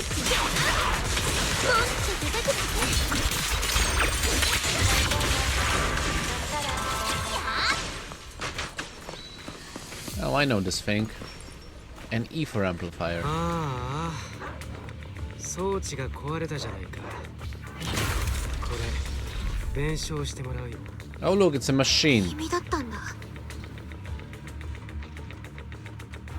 さすがは僕の同族だ。普段はあんなにエーテリアスと親しげにしておいて、殺すときはためらいもしない。キーラン。ああ、意外だったか。でも僕としては君とあのじいさんの方こそ意外だったよ。族長が無有してフォローに入っちゃったのは君の仕業だったの？ああ、そうさ。もう長いこと族長なんてやってるんだから、もっとヨマの目を引いてくれるかと思ったんだけど、結局他のみんなと同じようにラマニアンに飲まれておしまいさ。どうしてそんなことしたの？臆病だったからさ。いい加減邪魔だったんだ。Elaborate. 狼の人間が訪ねてきた時、奴はその場で協力の申し出を断ったんだ。僕がそれを問い詰めると、また自分には責任があるって顔で僕に説教しやがった。ああやって善人ぶるところは君も大いに薫陶を受けてるみたいだな。奴が杖を君に託したのも納得だよ。逆に聞くけど、そうやって手段を選ばなければ私たちよりもまともだって言えるようになるの？手段を選ばないだって。伝説として仰々しく語り継いできたせいで忘れてるんじゃないか。夜守り人の力だって元はといえばエーテリアスから奪い取ったものだ。 And I'm gonna butt in now. エーテリアスから奪った。 It's kind of expected that それはどういう much. 意味なんだ？リュシアも君には話してなかったんだね。夜守り人誕生秘話には別バージョンがあるのさ。先祖たちは何も偶然ヨマと出会ったわけじゃない。奴には他のエーテリアスに影響を及ぼす力があると知った上で、それを奪うべく一族総出で戦いを挑んだんだ。Cool. その様子だとヨマが最後のエネルギーを放った時、実際に起きてたことも知らないんだろう。一族の半分はその場でエーテリアスと化したんだ。そして残りの半分は同族の命を代償にフォローが生んだ存在に認められた。でもそれだっていくつかある伝承の一つに過ぎないもん。そうやって自分を騙してるといい。エーテリアスから何かを奪おうとして夢枕に立たれるくらいで済むもんか。さあな。So what are you trying to say? 君はあまり説明が上手ではないようだ。仮にその話が真実だろうと、君が今していることの正当性には一切結びつかないと思うけれど。町から離れてひっそり暮らし、望まぬ習慣を強いられ、エーテリアスに襲われないからというだけで都市の連中からは影の薄い異物扱いだ。何かあればそれが町だろうとフォローだろうと、僕らは真っ先に見捨てていい選択肢になり得る。新エリートが喧騒された時だって治安局は何と言った？生存者全員が新エリートへ避難を完了した。そしてその時僕らはどこにいた？強制フォローに追われ、日ごとに失っていく仲間の数を数え、そんな僕らに誰が手を差し伸べてくれた？リュシア、君は変えたくないのか？こんな僕たちの境遇を。 I'm still not hearing a plan over 変え here. たくたってそのために一族の誰かが犠牲になるなら論外でしょ。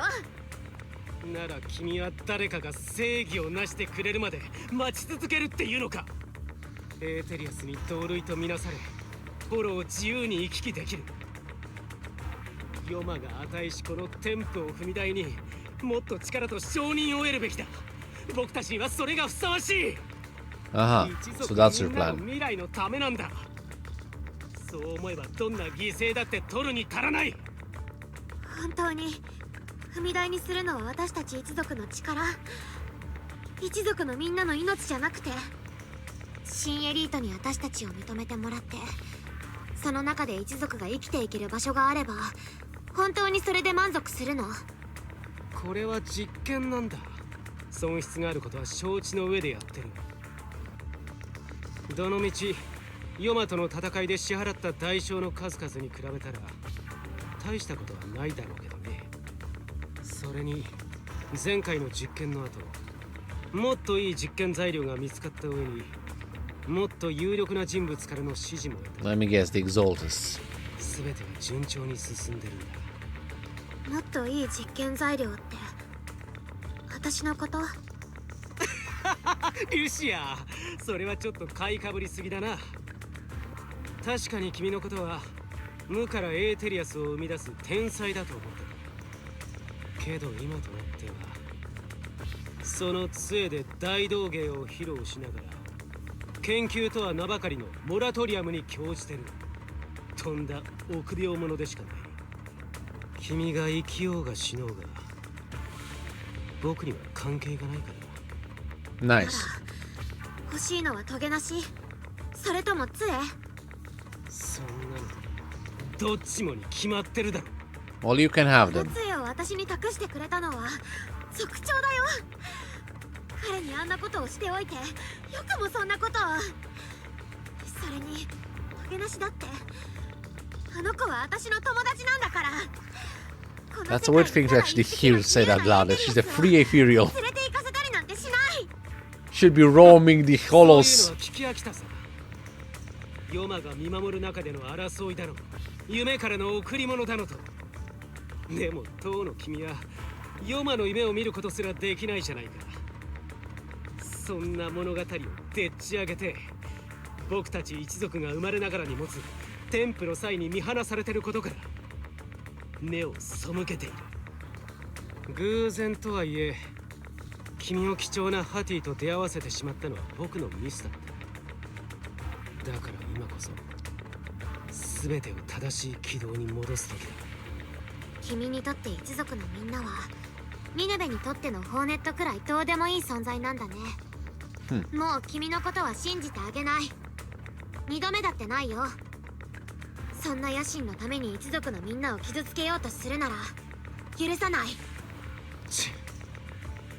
さっき壊したあの中途半端な試作品が僕の唯一の切り札だとでも。はあ、夜守り人の貴重な力がこのまま埋もれることは誰にとっても耐え難いことなんだ。だから僕の盟友はこの実験に惜しみない支援をしてくれる。必要なら暴力だってね。とにかく君自身は実験材料として極めて平凡なものだが、その魔法のステッキと愚かで騙されやすいエーテリアスと一緒に今すぐおとなしく降伏してくれれば無傷で僕の手駒にできるんだけどな。Uh-huh. Well, seems like diplomacy has failed. Oh look, it's a big machine.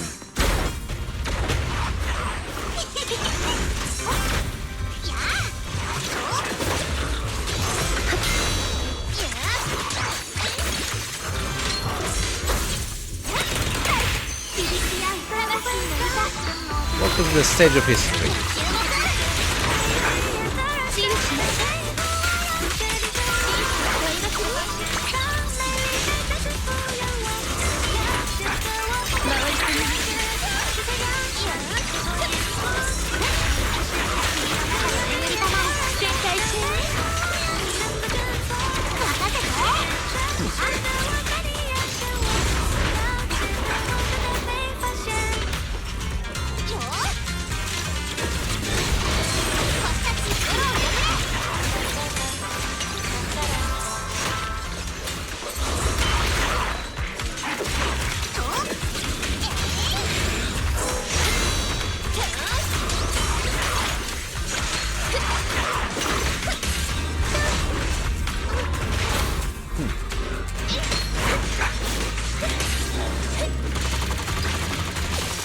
Stop running.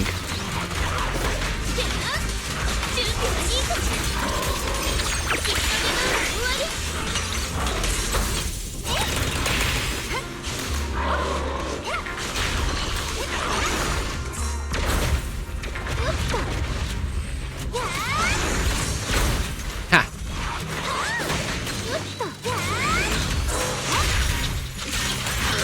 Boom.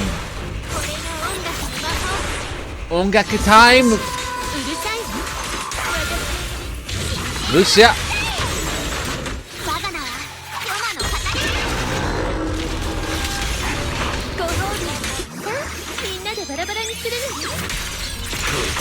祈り。ブーム。ルシア。杖があってもその程度か。僕に渡してしまいなよ。宝の持ち腐れだと先祖たちが泣いている。トゲなし。絶対渡さない。誰かを傷つけるものでも駆け引きの駒でもない。私はこれでフォローのみんなと友達になる。いってー、お兄ちゃんたち。おほー。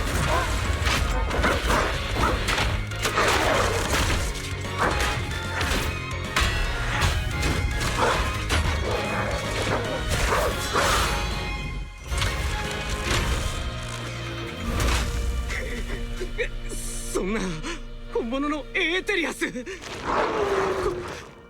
の化け物め。フォローが答えてくれた。Well, apparently she controls the hollow now. 化け物。そうかもね。でもヨマに愛されてるはずの君がどうしてその化け物と小さなハティに負けたと思う？君のことを見くびってたからかUh-huh. 違うよ。キーランが見くびってたのは君がずっと言い続けてきた一族の力そのもの。君はずっとヨマの力を授かった私たち一族が都市の人たちより優れてるって思ってたんだよね。その上で彼らが私たちを見捨てたことを根に持ってた。でもじゃあどうして最後に頼ったのは彼らの機械だったの？フォローに認められたこの力じゃなくて。頼っただと。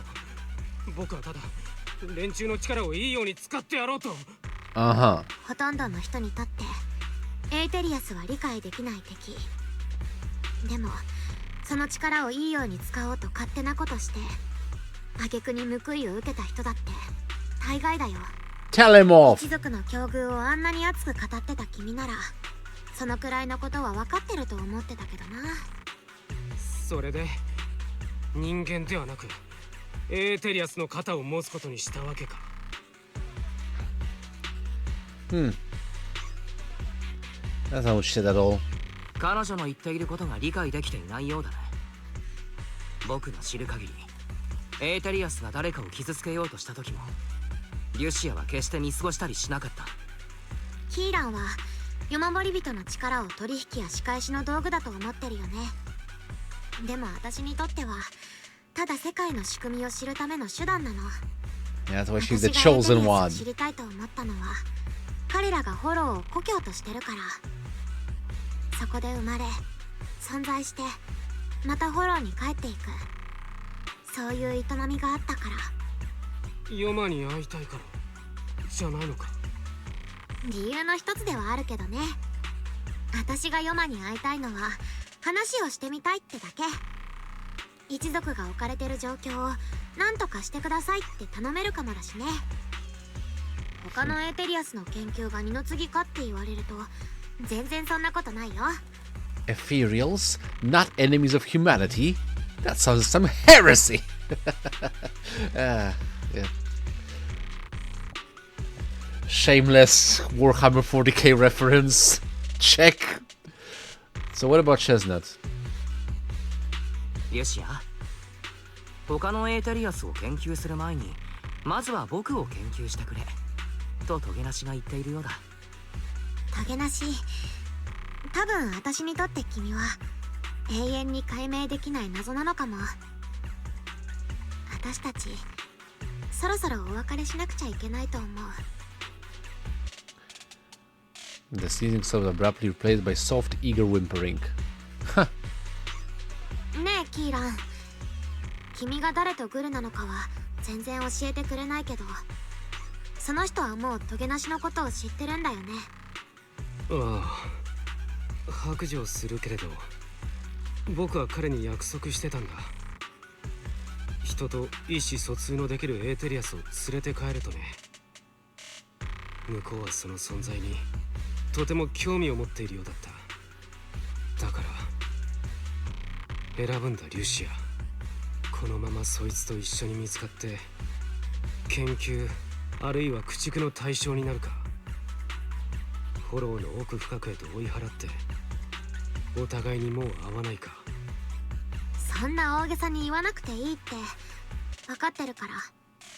私たちみたいに特別で影の薄い人間はさ、一族の中でもないと同じように特別な友達はなかなか見つからないよね。でもラッキーなことに私はそういう友達に何人か出会えたの。優しくて辛抱強くてちょっと情熱的なお友達にね。Sounds familiar. 何やら聞いたことがあるな。で、確かケアンの言っていた犬に好かれるテクニックじゃ。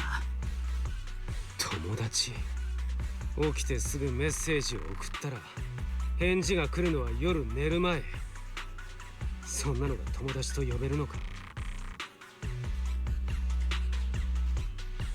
Am I invisible here? 5本。そちらの夜守り人は目が悪いのかな。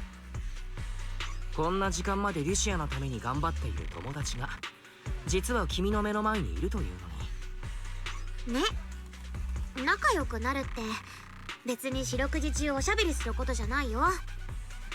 違う時間を生きてることが私と友達の障害物になったりなんてしない。よし、それじゃあ私の親友の一人トゲなしとしっかりお別れして君を治安局に突き出す前に最後の質問。君のエーテル増幅器にはどんな副作用があるの？なんだって？さっきの勇敢でちっちゃいハティたちを呼び出す前に不思議な力が私に降りてくるのを感じたんだ。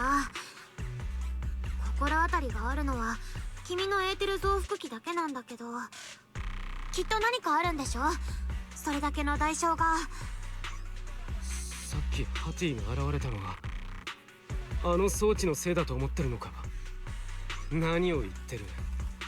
あれを完膚なきまでに破壊したのは君自身じゃないか。それに同族である僕には不思議な力がみじんも感じられなかったぞ。多分君はそろそろ自分と向き合うべきなんだ。ここまでいろいろと説明のつかないことがあったと思うが、つまりそれは君が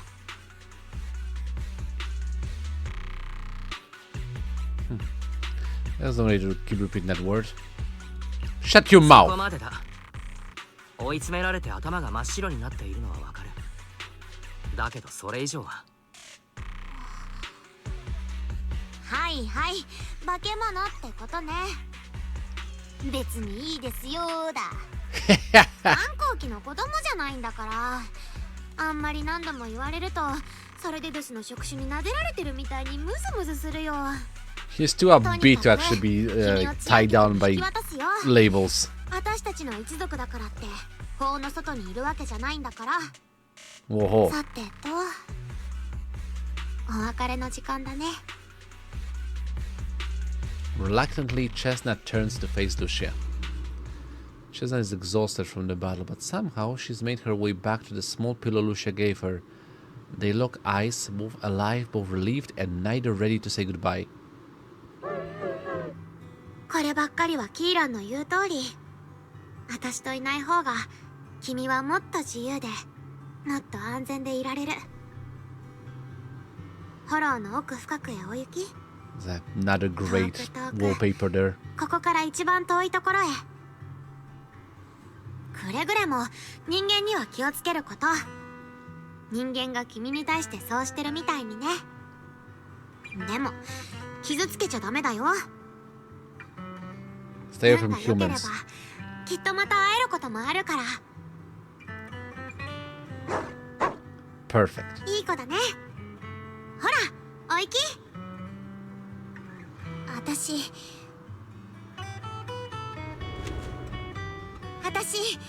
君のこと絶対忘れない。 And the girl was left alone. Lassie, come back.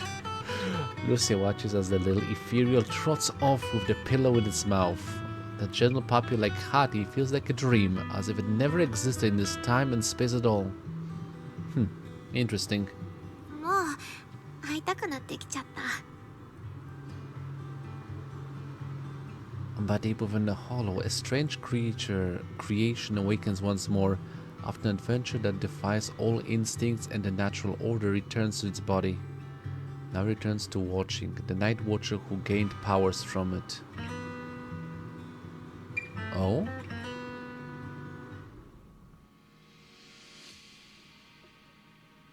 Are we gonna see something cool as well? Something related with the Night Watchers? With the Night Horror? Or are we going back home?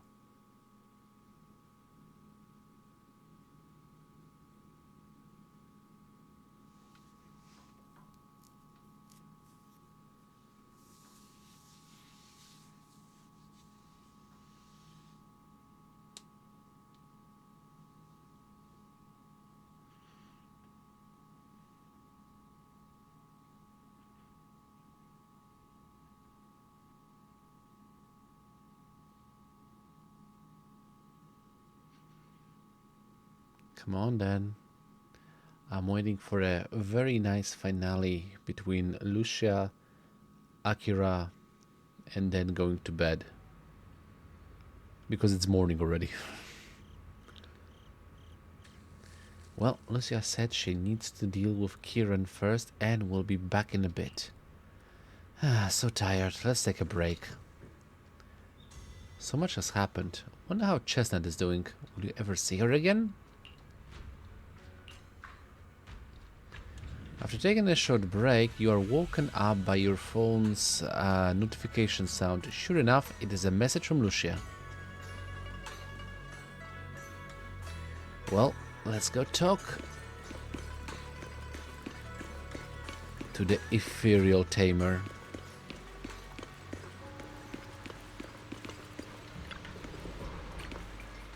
Konbanwa.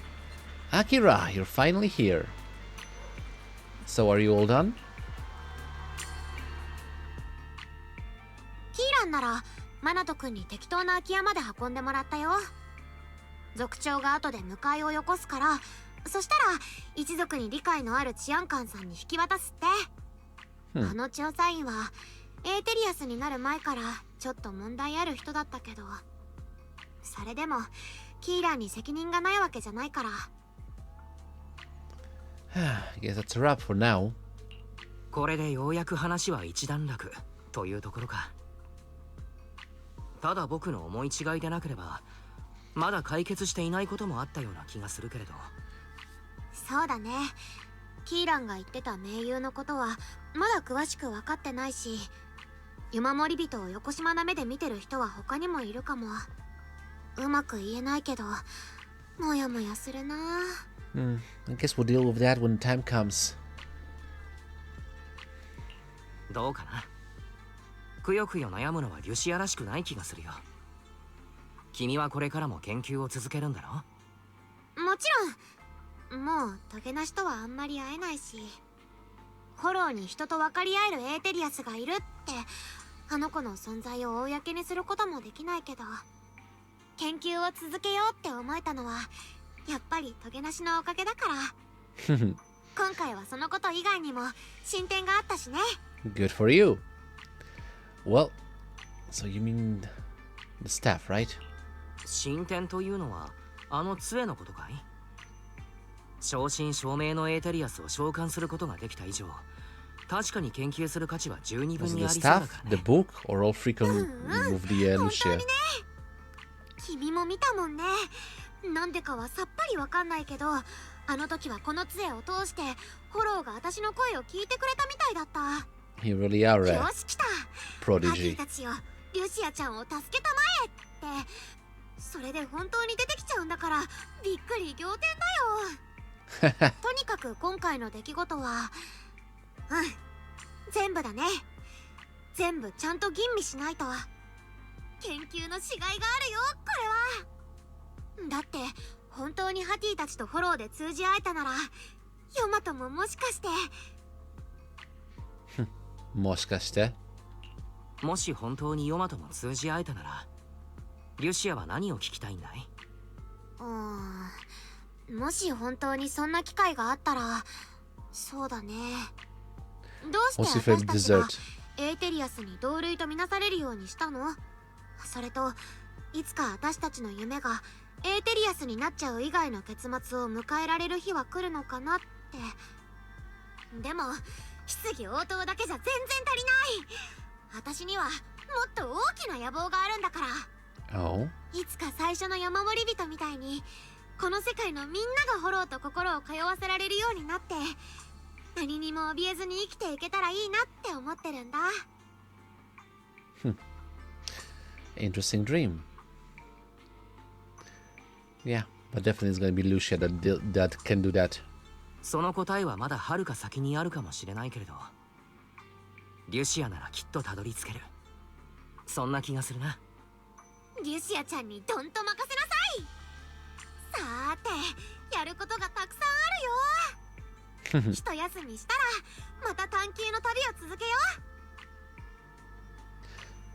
To deal with Kiran, Lucia had to return to the Night Watcher tribe and hadn't been touched for several days. After going to bed early for a few days straight, you're actually starting to miss the feeling of staying up late. A few days later at Tekitokan, late at night, Akira, ever since coming to Unkei Summit with Shisho, making us go to bed early, wake up early, and exercise regularly, I haven't seen such obvious dark circles under your eyes in so long. Don't tell me you're planning to make us night watchers too, so you're getting some practice in. Yeah, now let's go now. No way, no way. If you go to the outer ring, we won't get to have Yumcha, Sin, and Noodles anymore. Oh, right. Manto's waiting for you in the outer courtyard. Better get going. Come back soon and tell me all about what happened these past few days. Gotcha. And before that, apparently Manato wants to talk.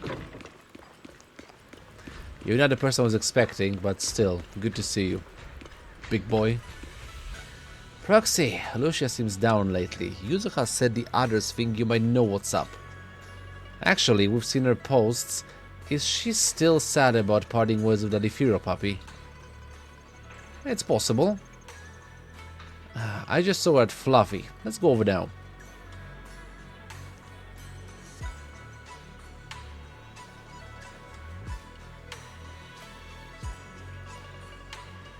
I have to walk myself.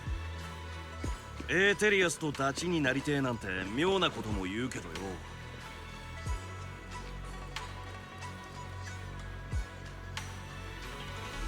Oh? 自分たちにとっちゃリュシアだって大事な人間のダチなんす。このところ塞ぎがちなのはどうもあいつらしくねえっつうか。I mean, everyone has down days. Even the most cheerful people. Well, maybe not Bernice. You're picking up a new puppy. 以前当店でお買い物をしてくださったお客様ですよね。アフターサービスのアンケートにご協力いただけませんか？お、この前の頑丈な抱き枕のことかな。はい、そうです。いいよいいよ、何でも聞いて。ありがとうございます。お客様のワンちゃんはあの抱き枕を気に入ってくれましたか？ She loved it. すっごく気に入ってた。それは良かったです。では消耗の具合はいかがでしたでしょうか？結構すぐボロボロになっちゃったな。そうでしたか。申し訳ありません。素材の改良を続けていきます。 Don't worry about it. あの素材はすでに結構固めだと皆様からお声をいただいていまして、あれ以上頑丈にすると小さなワンちゃんが噛んだ時に怪我をしちゃうかもですね。 I think you should drop it because like, not everybody just wants to have a pet. If you're as a pet. 普通のワンちゃんなら今のままで十分じゃないかな。そうですか。メモしておきます。最後の質問なんですが、お客様のワンちゃんは中綿の匂いで具合が悪くなったりしていませんか？全然なかったよ。まああの子が鈍感すぎるって可能性もあるけど、ずっと加えたまま走り回ってたかな。それは良かったです。ご協力いただきありがとうございました。リュシア終わったのか？ Karen falls silent, staring at the tall, slightly intimidating canine figure standing before her. Love at first sight. どうかしたか店長さん。すげえ顔 Wait, してるけど。 don't tell me she thinks that. After a whirlwind of explanations, you finally convinced Karen it was the toy wasn't meant for Manato. Karen apologizes 6 times for the misunderstanding, then brings out the source. Never mind. 二度とハティのことを子犬呼ばわりすんじゃねえぞ。了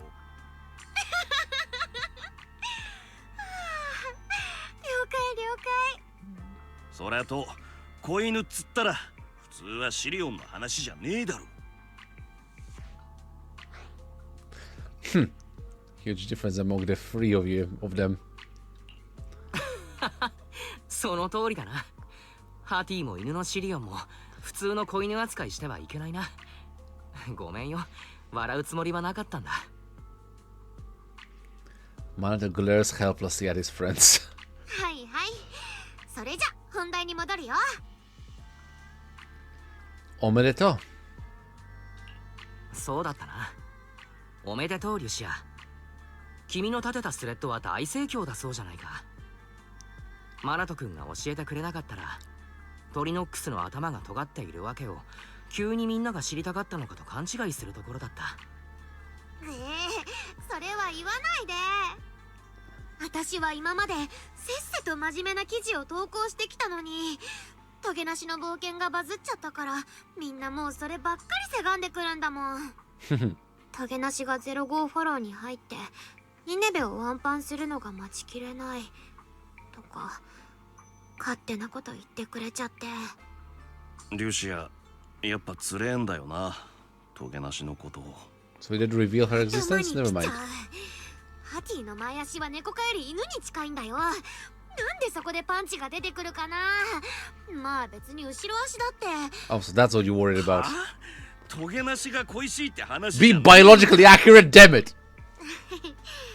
もちろん恋しいよ。そうそう、本当にアキラくんに話したかったのはね。Oh? 例の件だけど、もうほとんど解決したの。キーラーもちゃんと治安局に引き渡されたから。Uh-huh. でも私が手帳と杖で本物のハティを呼び出せたことは族長に聞いてもなんでかわからないって言ってた。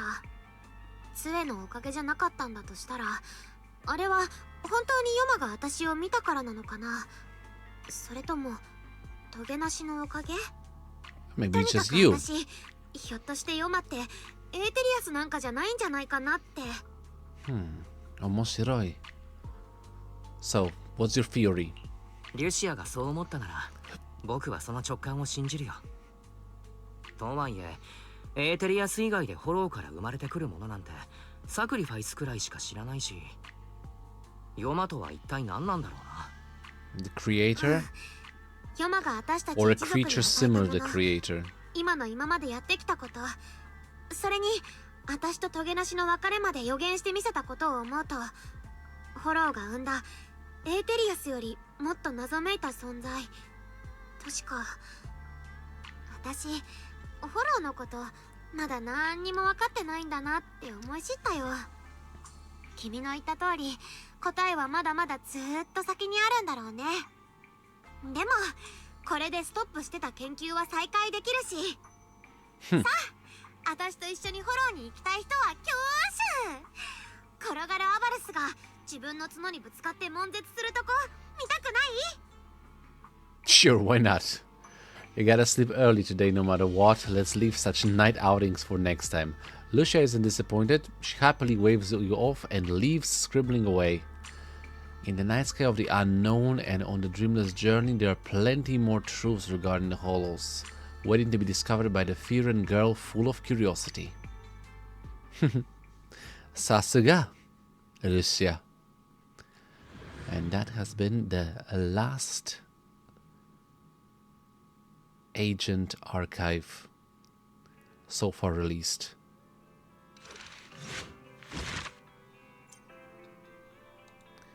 Story complete.